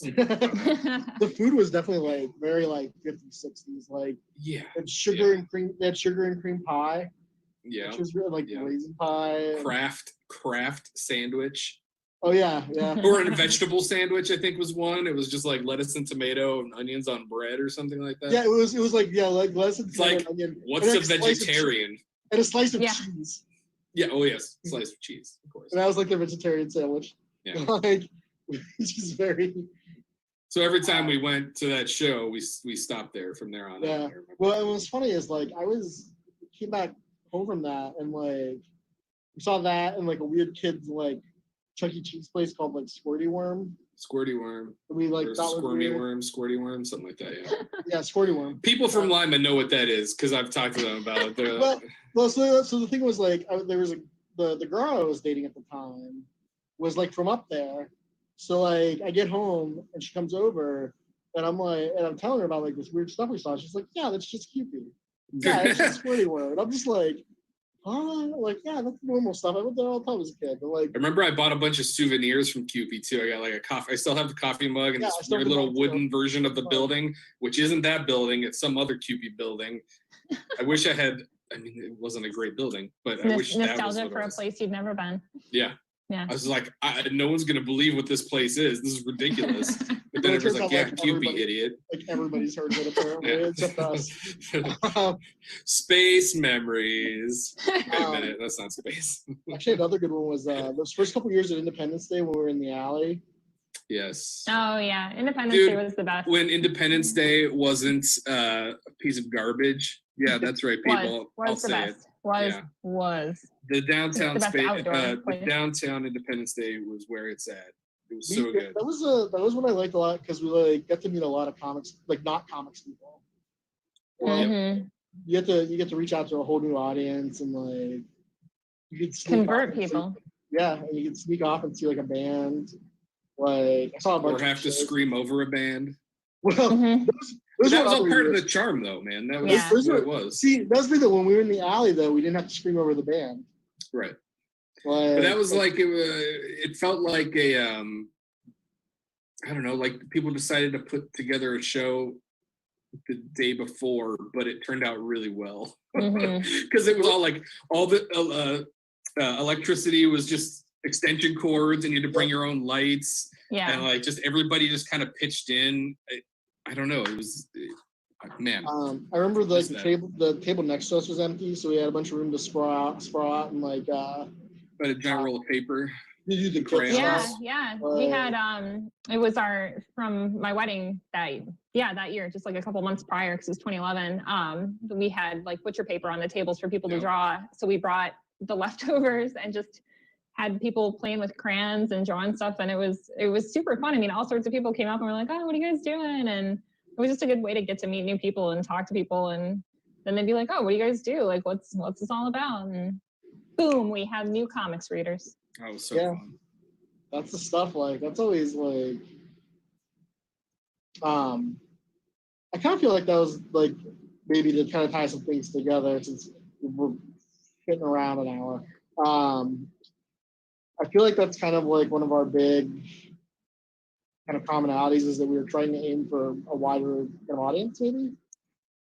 Like, I think, I don't know, and maybe it's we're talking about like what I think we maybe have in common as like creators. Like, I think we tend to be experimental but accessible, is I think maybe is like which this is one of those things where it would be better if maybe somebody else was interviewing us, but unfortunately it's just us. We're gonna have to toot our own horns a little bit here. I think like we try to do stuff that like is maybe accessible to everybody, but like still pushes stuff in a way that's interesting. Like, and people have followed like whatever weird experiment we've thrown at them so far. Like, it's not a. Did you guys freeze? Fantastic. I think it froze again. But people watch this, I'm sure they don't care, because they know this is people experimenting with video for the first time, and I'm enjoying Jim Jam's story corner. Look. Well, James, why don't you tell us some about some of your more recent works? I'd say those were some of the more experimental things we've done. By we, I mean you. Like the solo stuff, like the little things. Yeah, and I mean even just your little ones that you worked with some of the local artists on. Yeah, just a shout out for some other people. We kind of circle back to our stuff too, but you know, it's worth talking about some of the people that I did do other things with. Lisa Sterl drew a Children's These Days mini comic, which is like a cyberpunk fantasy thing, and like she's gone on to do like genuinely big stuff, and it's published by like multiple places right now, and like somebody I'd like to work with again at some point. But like very like good storyteller, like very good at like character design work, like expressive, like you know, one of those artists that like, you notice kind of instantly. And then the Dinosaur Arsonist with Talcott Star, and like you know, who knows if that'll ever can do a second one of those, but I think he did some really great art on that, marker style, which you know you obviously know a lot about that in marketing. I think really we're able to get some interesting like textures and looks, and like there's a good balance like in terms of the script stuff, like where the dinosaur coming out like kind of Muppety, like help like make the more sarcastic dark stuff land I think a little bit better. And just like it's a very like pretty in a weird way book, which I like in terms of this stuff. And yeah, I've done a couple of weird experimental solo things like mini comics. That's just been like partially to keep busy, like just to do small stuff, just to finish stuff, because it's a very the world is how it is right now, so it's just been kind of like a way to keep stuff kind of moving and to try some things to see what kind of comics can be comics. Like I do think that there's one I did that was like all blocks of color and text, and the idea was to do like kind of like those like Rothko painting things and like use those as like a way to tell a story.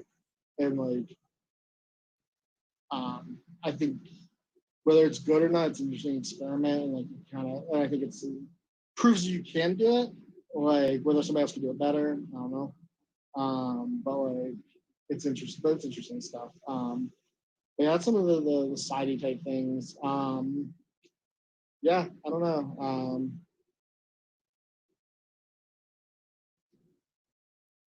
Let's see where we're going with this one. I don't know. I wish we had. I feel like we're probably going long, but like I feel like a lot of the books have interesting stories that maybe are worth telling. We may do maybe just a couple of things. I think a good one for background would be Cash Out. Oh yeah, that's definitely That's got a really good story behind it, but I don't think people necessarily know. It's definitely I think the book we've sold the most. Oh yeah, which isn't surprising just because people recognize it. It's a thing. So Cash Out is a bunch of friends of mine do this thing called Cash Out, where it's the weekend when Johnny Cash passed away. We do it every year. We all go and get a cabin or camping or somewhere and listen to his music all weekend and just party and have fun.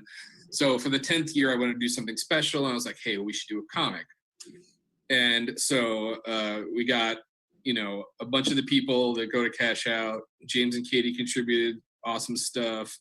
And basically we just put together an issue that's all stories either from his life, inspired by his life, or, has something to do with Johnny Cash. And man, I really love how it turned out. A couple of actual stories from his life. One where he started a forest fire and killed a bunch of endangered buzzards.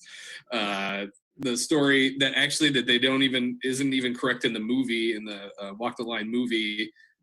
He went to go basically kill himself. He took a bunch of pills and went into a cave and had a religious vision and crawls out of the cave, and June and her family are there waiting for him. Like, it's this amazing story my friend Brian drew, and it's just beautiful. Like, it's amazing work. Katie illustrated a recipe for pecan pie. My friend Renee contributed. James did an awesome text piece in it. It's such a interesting artifact. I would like to do more at some point. I think it could be a good, trade, like a full book of stuff. But it's definitely one of the books, we've curated that I'm very proud of. We've done two like anthology type books like that and Little Monsters EP that I think was also fun. A lot of good stuff in there too. Mm-hmm. I think it's maybe the one we get the worst jokes about though. Well, yeah, whatever. Yeah, sure. It's always like, that baby's got a mustache. Yeah, and it says, "Oh shit" on the cover. Yeah, it's like okay, it's fun. We did what we came to do. But I think that is the great thing about what Two-Headed Monster Comics is, and will hopefully continue to be, is that it can be anything, right? We have Radio Free Gehenna, that's an indie rock romantic comedy. We have Coco Fiasco, that's like our crazy hyper magical girl manga book. We have Next Year's Girl, right, which is this awesome autobiographical comic, and our only real collection, right? It's like our only trade, which is such a nice book. Like, so happy with how that came out. Great book. And then, the other books that you were talking about as well are all so different, Mm-hmm. But still nothing really like much else out there. So we're awesome. Go us. I mean, I say we get to be a little proud. It's been. No, I am. I'm just being sarcastic because but and hopefully we can do some more stuff here coming up soon. Mm-hmm. I know we've had a little bit of a hiatus by cranking out a lot of stuff, but hopefully things are working in the right direction to amp up production again. So I'm pretty excited about it. Yeah. Yeah. Keep doing space shows. Yeah, I know.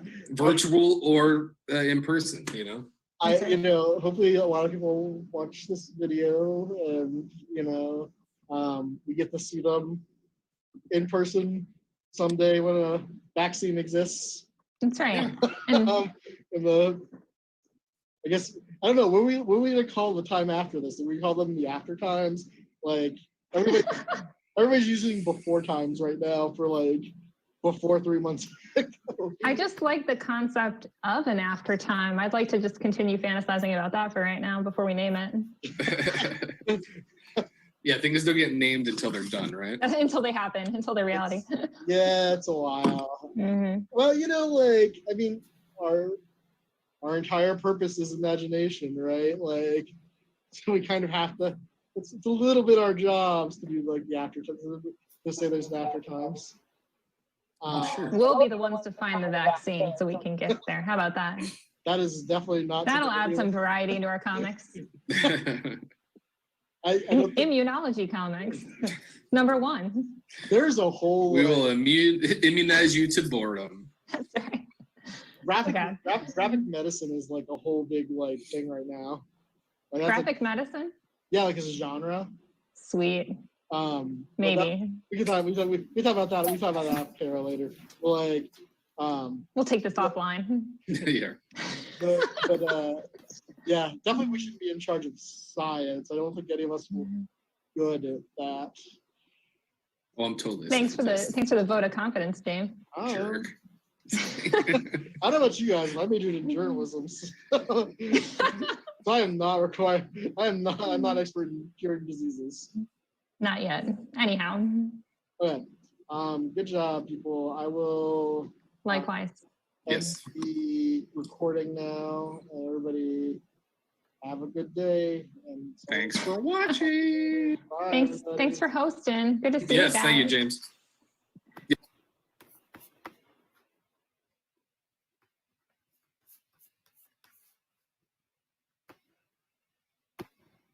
Oh, so that was Two-Headed Monsters. Thanks, guys, for putting that together.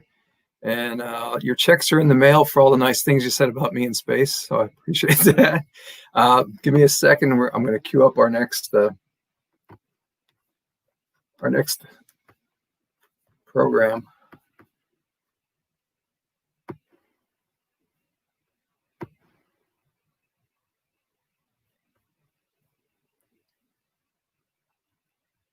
Okay, next we have the Space Cartoon Carnival.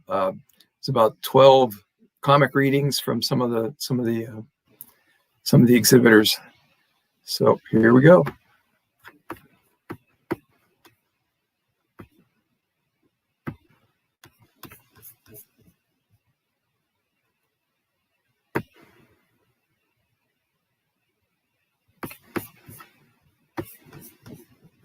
Numenon by Marianne Rose Papke.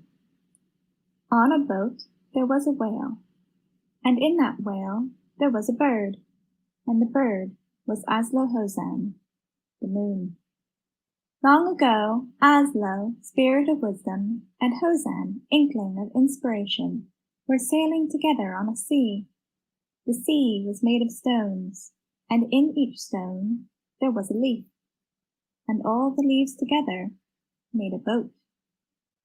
That was the tale that I had heard from the monkey with the silver tail. He gave to me a feather with two sides. One side had a face, the other side a lock. He bid me find the sea moose, who knew the symbol's meaning. In a field I found a door, and it led me to the night. In the night I sought the stars, and they took me to the sea. I could not swim, so instead I crawled, and I crawled until I found a shell. Inside the shell was the moose, and he told me what I thought I knew, that the feather was the moon. In the moon's eye I could see the world, though it seemed so far away. I heard the echo of the song of Aslo Hozan. Aslo and Hozan had found the world and put it in a jar. The jar they painted many colors and tied it to a string. They threw the jar into the sky, and the sky carried it to the sun. There its string became a boat, and the sun became a whale.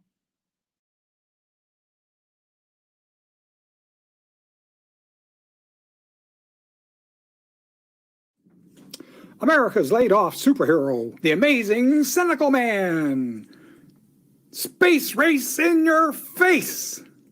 Mission Control, I've discovered a hideous orange alien life form. Gasp! Joke! It's yet another thrilling day at the Board of Superheroes. Hi, Lizard Girl. Sorry I'm late. You're always late. You're looking good today. That's a pretty sexist remark. What do you mean, sexist? Can't I give you a compliment once in a while? It's just that guys always think they have to compliment women on their looks. Would you compliment Lone Shark on his looks? Nope.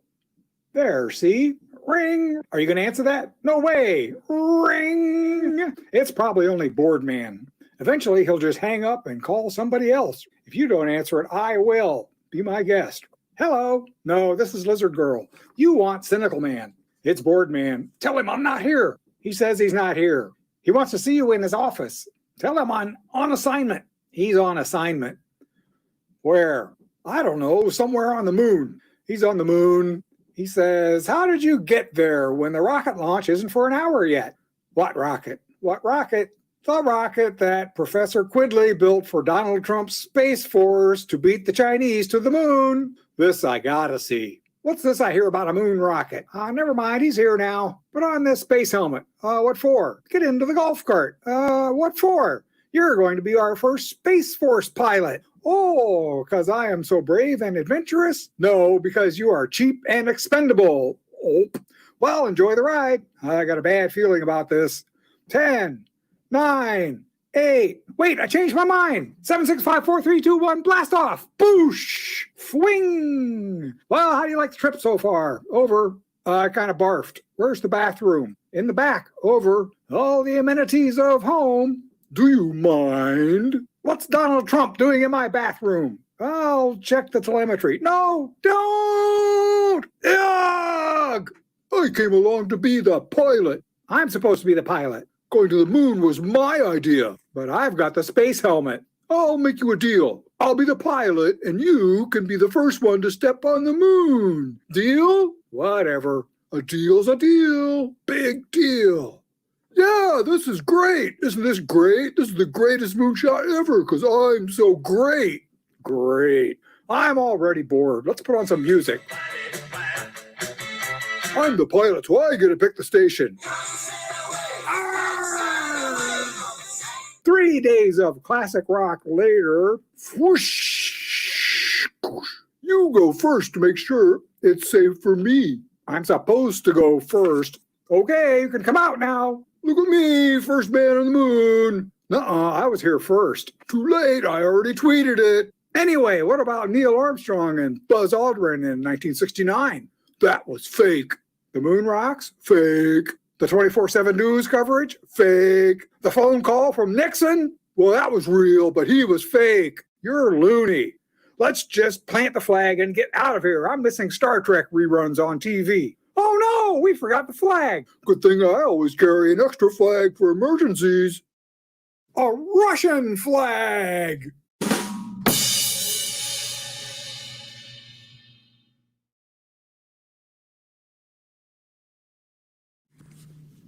Stars. On nights when I can't sleep, I climb up the nearby hill to watch the stars. They fill the sky and my imagination. The troubles of the day seem microscopic compared to the vastness before me. It picks up my spirits and carries me away.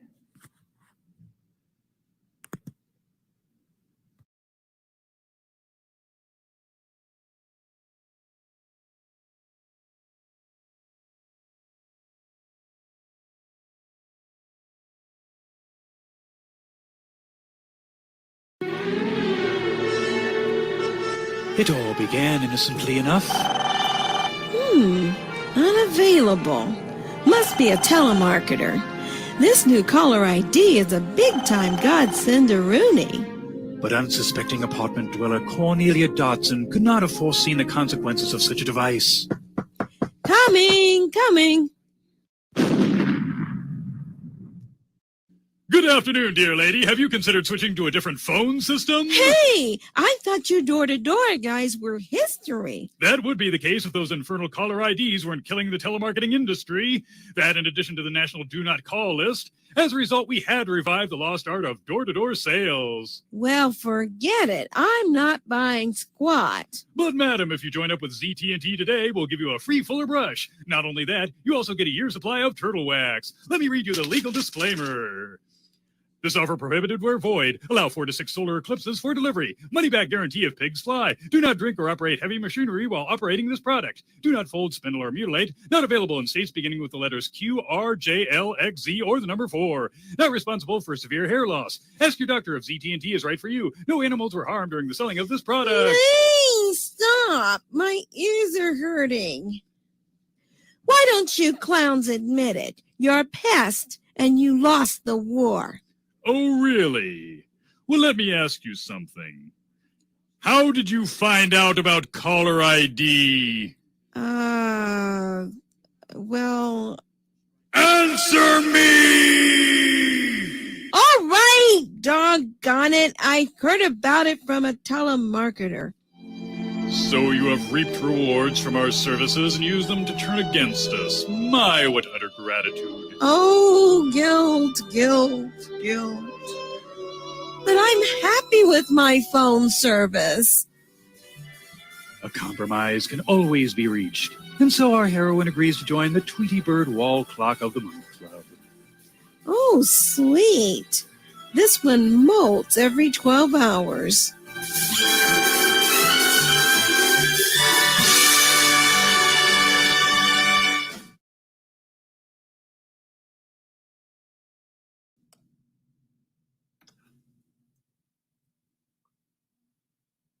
The Green Purse.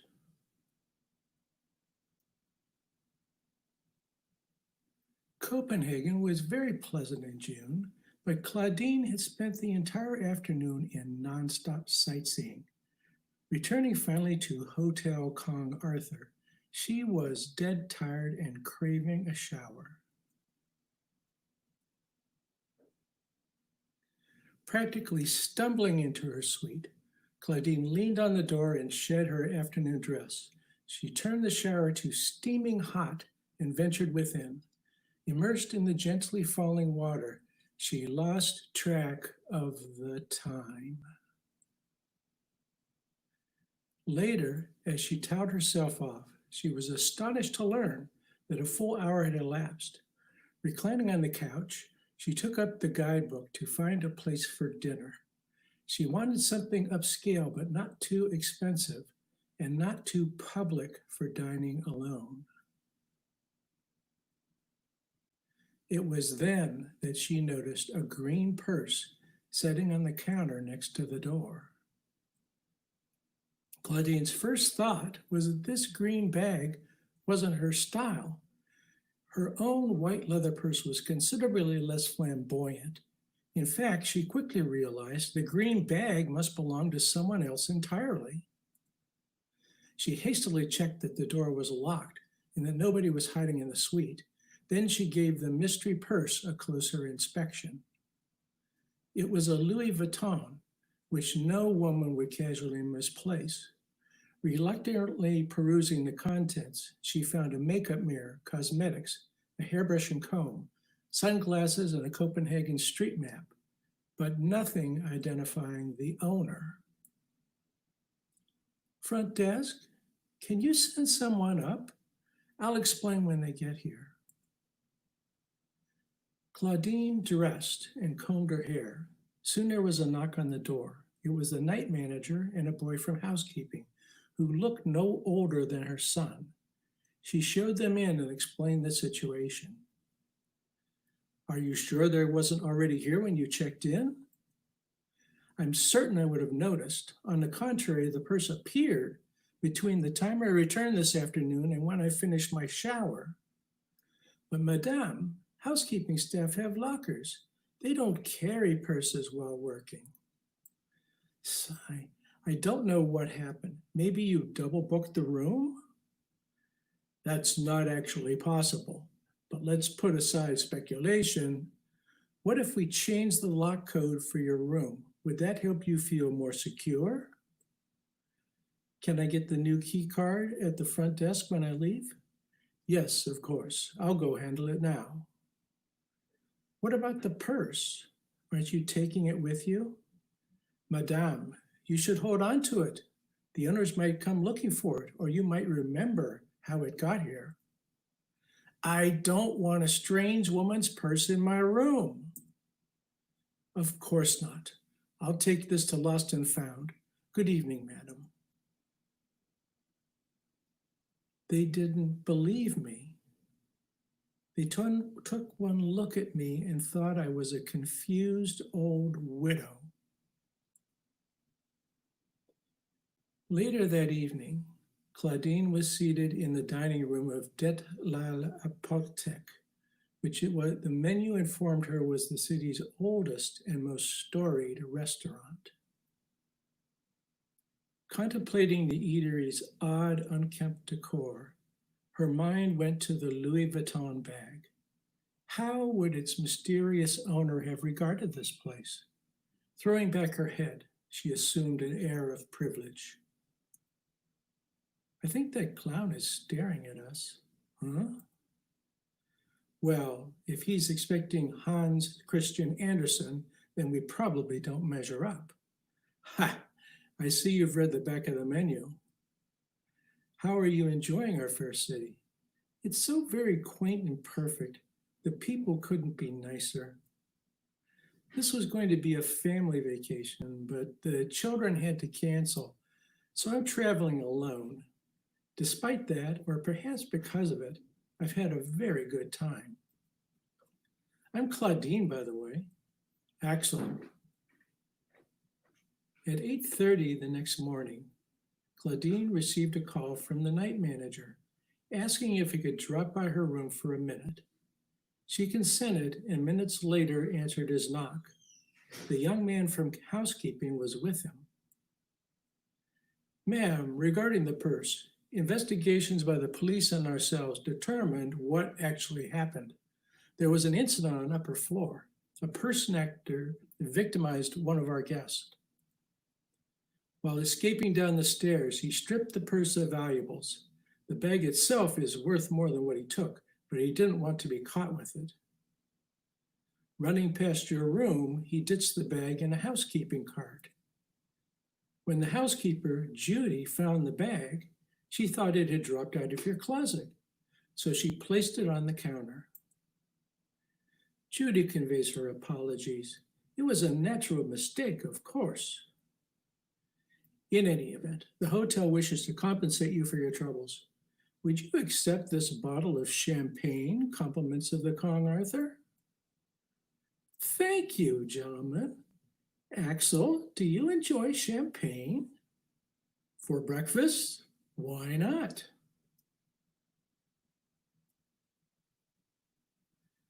That afternoon, Claudine and Axel strolled Combengard, a pedestrian shopping street in Old Town. In a window display, she happened to notice a familiar style of bag. She decided, after all, that the vivacious shade of green leather suited her. Persuading her companion to wait, she entered the shop.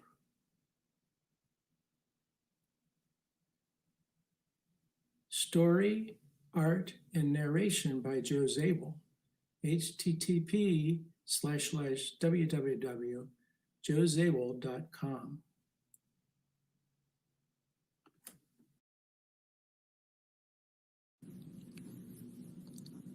Why I'm Not Musical by Bob Corby.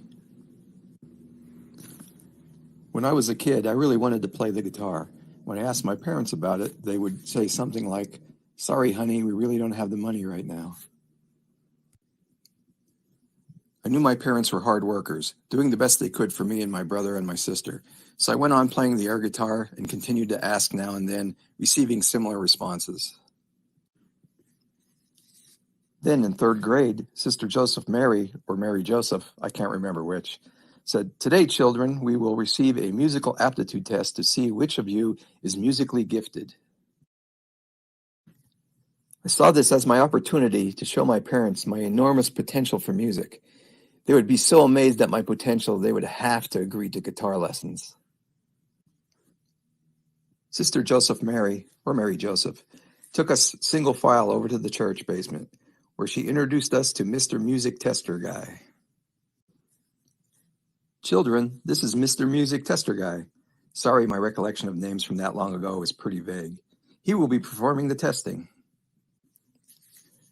Most of the testing I can remember involved Mr. Music Tester Guy giving us a series of hand signals and us writing down the number of fingers he was holding up in sequence. I remember thinking, what does this have to do with music? I did the best I could, but I really couldn't see how many fingers he was holding up. Huh? What? I wasn't too worried. I figured, this part of the test can't mean very much. I know my potential would shine through. The testing concluded, and we were led back to class in single file by Sister Mary Joseph Mary. A few weeks went by, and my parents had a parents-teacher conference with Sister JMMJ. She said, Robert is a very intelligent student. Everybody else called me Bobby. But he does have a tendency to daydream, and I catch him doodling often during class. This was nothing I haven't heard before, and I wasn't doodling. I was drawing spaceships. We recently tested the children's musical aptitude, and go on, tell them. And it seems Robert has absolutely no musical aptitude whatsoever. No, musical aptitude? The floor was pulled out from under me. I knew the dream was over. I was stunned for the rest of the day, but I was young and resilient. I sucked it up and moved on. I concentrated on my daydreaming, where I was still a guitar god, and on my creation of spaceships. A few weeks later, Sister MJJM took us 2 by 2 this time down to the lunchroom. Cafeterias and cafetoriums hadn't been invented yet, where she introduced us to Mr. Eye Tester Guy. See what I mean? B, no, E. I was given a note to take home to my parents that said I needed to have my eyes checked to see if I needed glasses. Needless to say, I was diagnosed as nearsighted and given my first pair of glasses. It wasn't until years later that I put it together and figured out that I wasn't musical because I couldn't see. I guess I never got over the original disappointment, so I never learned to play the guitar. Both my kids learned to play. Someday I'll get them to teach me.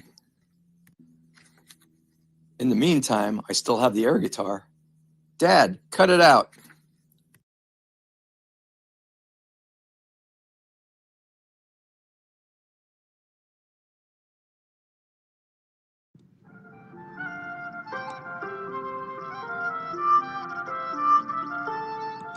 Are you sure about this?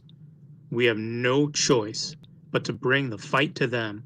According to our spies, Chaco and his army have been mining a new metal, one for which we have no defense. So, there is no other way? You've made your position clear, Captain. The Muffin Men have always been defenders of the kingdom, not invaders. I, for one, will not stand by knowing the danger that looms on the horizon. I will not let our kingdom fall. I will not let Chaco enslave our people. How do you stand, Captain? I stand with you, my friend. My men are ready. Then start the attack.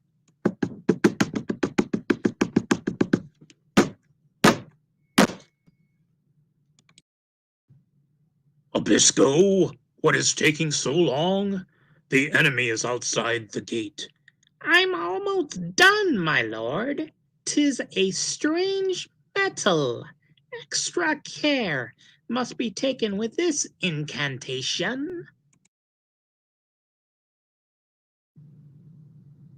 Air new to a oof, a raw,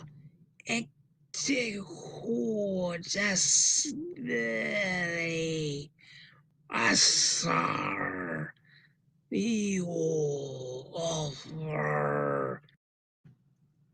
Lord Chaco, your weapon is ready. Excellent. Finally, I'll rid myself of that muffin meddler. Then I'll be free to conquer the entire land. No kingdom will be able to stand against me.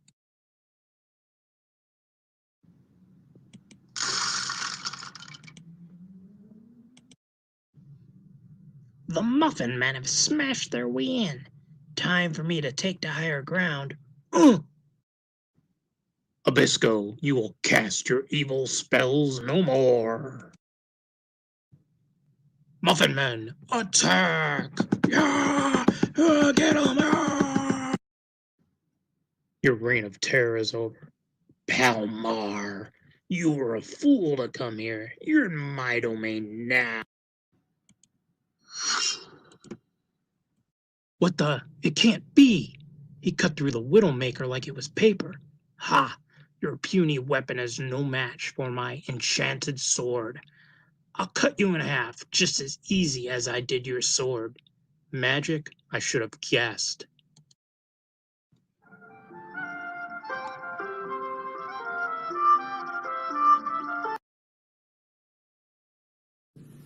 An Ed Thud Story by Kel Crum, narrated by Bob Corby. After so many years, I finally had a really good day. I worked hard on the Atkins contract and did such a good job. My boss gave me a 60% raise and 2 weeks paid vacation, and everyone at the office agreed I should be voted Employee of the Month. And then my head fell off. After that, my boss took back my raise and my vacation, and everyone at the office agreed that the Employee of the Month award should go to someone with a head. On another occasion, I found myself impressing a girl for the first time in my life. She found me physically attractive and was captivated by my sparkling conversation with its enticing blend of polished rhetoric, charming subtlety, and teasing nuance. By the end of the evening, she told me, amid heavy pants, overcome with emotion, that I was the man of her dreams, surpassing easily all others. At long last, the right woman was returning my affection. The road ahead looked brighter than ever. And then my head fell off. At this point, she said it would never work out. She needed a man with a head, but we could still be platonic friends. She said I might even be able to babysit her niece in a few months. On another occasion, I discovered that I had just won $100,000 in the state lotto. Then my head fell off. When I called the store that sold me the ticket, they said they were only allowed to give the prize to someone whose head was securely fastened. To this day, I make a special effort to avoid having really good days for fear that my head will fall off again. After work, I come straight home, sit in the closet. I avoid all social activities. Life's gotten kind of dull, frankly. But on the plus side, it's good to have your head on straight.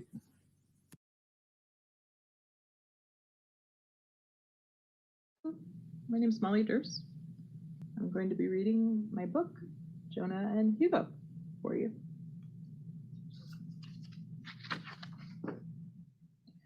My name is Jonah, and this is my best friend, Hugo. We have been best friends for basically forever. We were watching the stars when something happened. Something really, really big happened.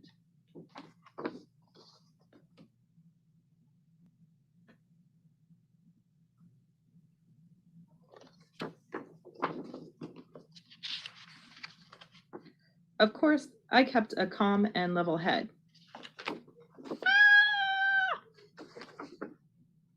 I hope this thing only eats strangers in military hats and not 15-year-old girls who hang out with their cat.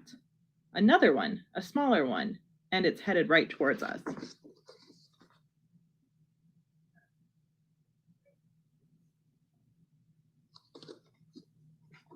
Okay, that was really weird, but it was about to get a lot weirder. Meow. Hugo, I'm okay. Don't worry.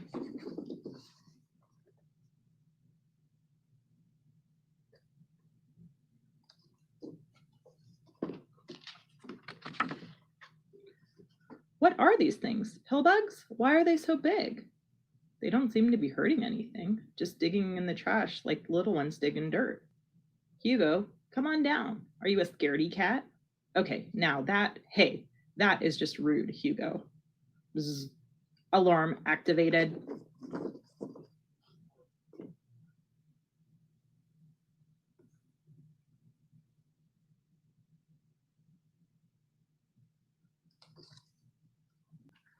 Bzz. Ack, let me go. Someone help.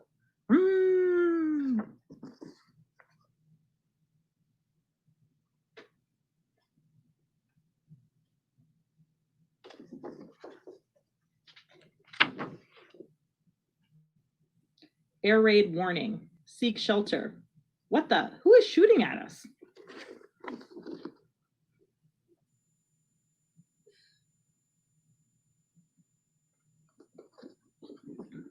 Bam, blam, blam. They went that way, all right. Should we go in after them? Nah, we scared them off. That's good enough. I never liked dark places much anyway. Whoa, you took off your mask? I never guessed you'd look like that.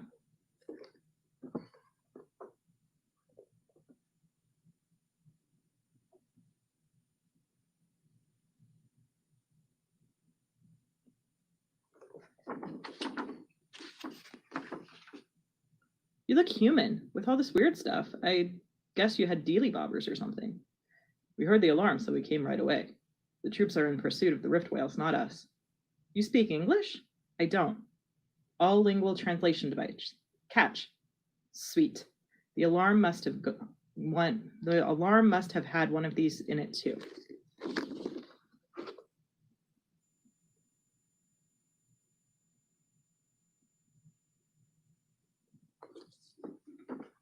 The troops won't rest until the rift whales are destroyed. It is because the Empire sees the rift whales' ability to travel through space and time as a threat. The rift whales brought me here. They're my only chance to get back home. Hugo, wait, don't run off. Maybe these people could help us.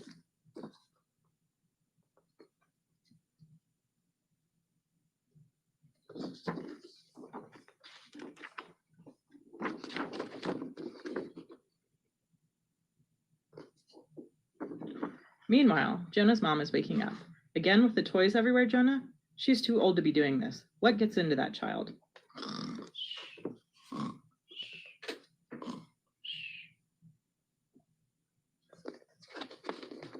That's the end.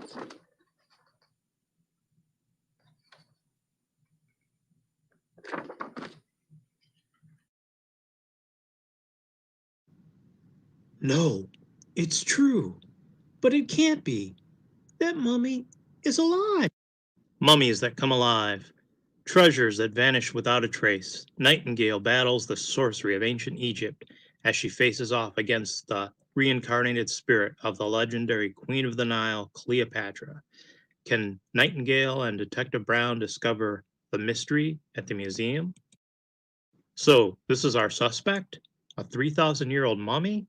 Doesn't seem possible. Maybe a disgruntled employee? Well, that's very Scooby-Doo of you. Besides, he doesn't look a day over 2075 to me. A deal in facts. First, mummies don't come alive. Secondly, there was no forced entry. Classic case of an inside job. Don't tell me you believe in the supernatural. I don't know. Maybe. Looks like the night watchman saw something. Someone gave that poor fellow quite a fright. But a real mummy? I seriously doubt that. I'm going to question our other suspects. You can come with me or stay here. This is a crime scene, so don't wander off.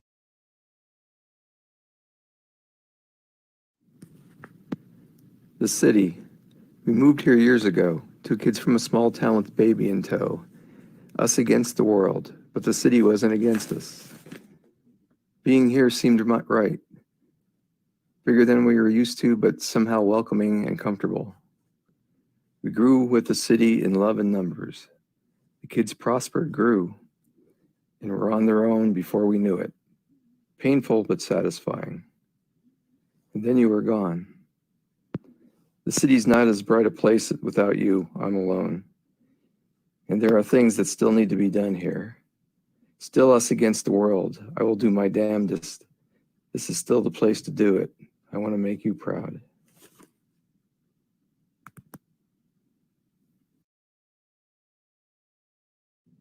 Whizzah by Marianne Rose Papke. Deep in the chasms of Zanzar Hadoum, two ninjas make their way to the underground lair of Zaka Aor, the beast of fire. He awaits their coming, coiled within the hidden volcano, waiting, waiting. Whizzah! They are upon him. Cinder, wielder of the shadow blades, and Tinan, knife of fury.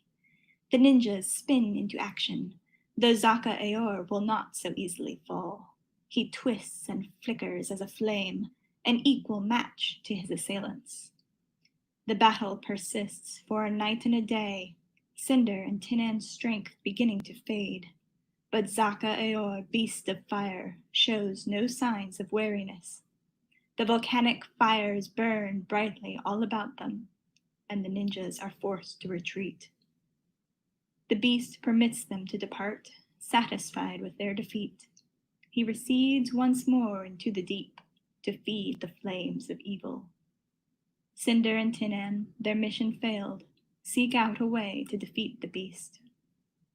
Many long leagues they travel to the mountain temple of the ancient hippo, guardian of mystic secrets. The river horse confides to them that theirs is an impossible quest. The beast of fire is a being of evil, so ancient and full of menace that no mortal creature could best him. Only the great spirit of wind and water could subdue him, though none now know where the spirit resides. The ninjas depart from the mountain temple, unsure how to proceed. They fear they must admit defeat and find some other foe to face. But the flames of Zaka Aor rise up from the ground, great swaths of fire scouring the land. The spirit must be found. Cinder and Tinan go forth into the sea. A great typhoon rages over the waters. Surely, if there were any place to call upon a spirit of wind and water, it would be here. The ninjas raise their voices to plead with the wind, their tiny ship buffeted by the waves, and the downpour drenching them to the skin. The waves carry the boat high into the sky, raising the ninjas to the wind. They tell the storm of the fires and the evils of Zaka Aor. Gently the ship is let down, and the winds and the waters recede. They feel a breeze head toward the land, and the current goes with the wind. Upon reaching the land, the ninjas race forth, hoping to assist in the fray. At the chasms they find a great battle, a duel of two ancient powers. The wind had drawn the beast from its depths, so it might perish in the rain. Zaka Aor's flaming minions swarm out from the cracks of Hadoum. They seek to destroy while their power still burns. But whizzah! The ninjas come thwart them. The shadow blades slice, the fury knocks down, while the winds and the waters surge. Zaka Aor falls defeated, and his fires of malice extinguish. The tempest dies down, and the sky above clears, and a peace falls over the land.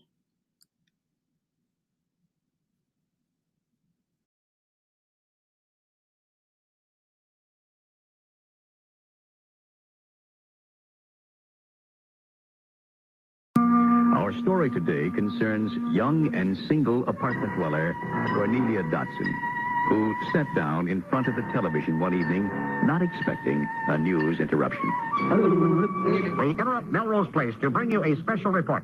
Andy Warhol's famous quote that everyone will be a star for 15 minutes has been voted into law by the House and Senate today. Criminy! The very next day, Cornelia received a telegram.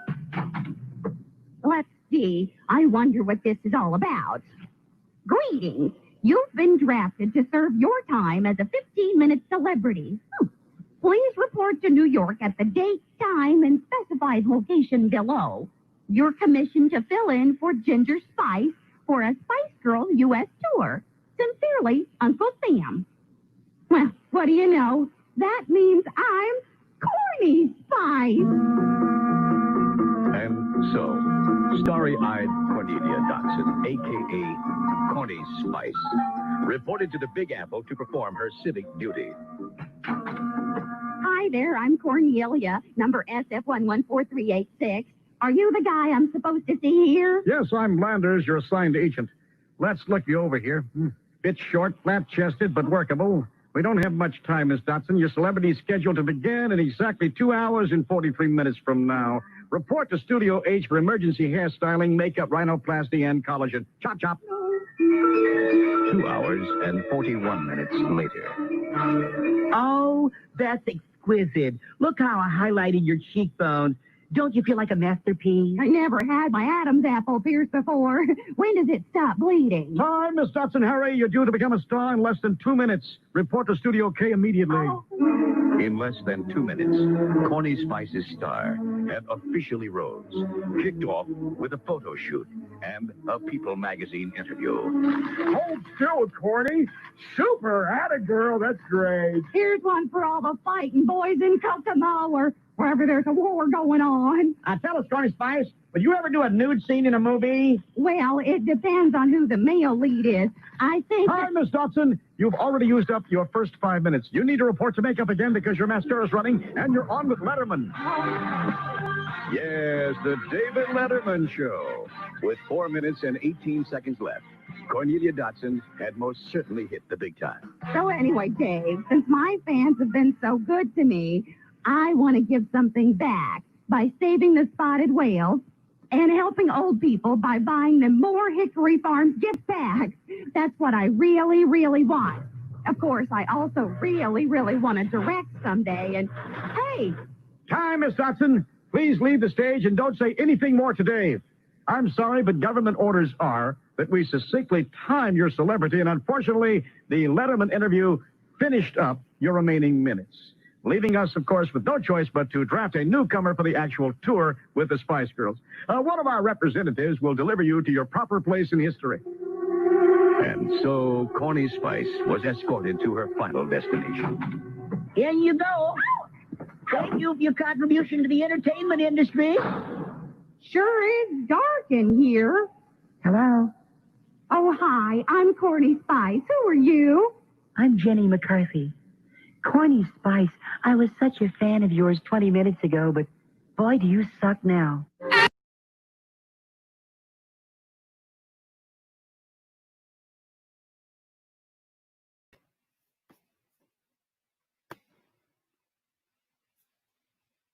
Well, that's the end of our programming for today. It's the end of Space Day 1.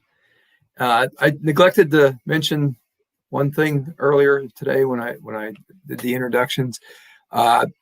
Just like to thank the Northland Performing Arts Center, who have been our host for the last 6 years. And I felt really bad that we had to cancel this year, but they understood. And yeah, we're hoping to get back there next year. It's like the perfect place and size for us. And I wish them the best. I know they're having a rough year because of all the cancellations for events. So I hope they're doing well. So anyway, we will be back tomorrow at 1 o'clock in the afternoon with our first panel, which is how can art and comics work as a advocacy for activists. So that'll be at 1 o'clock.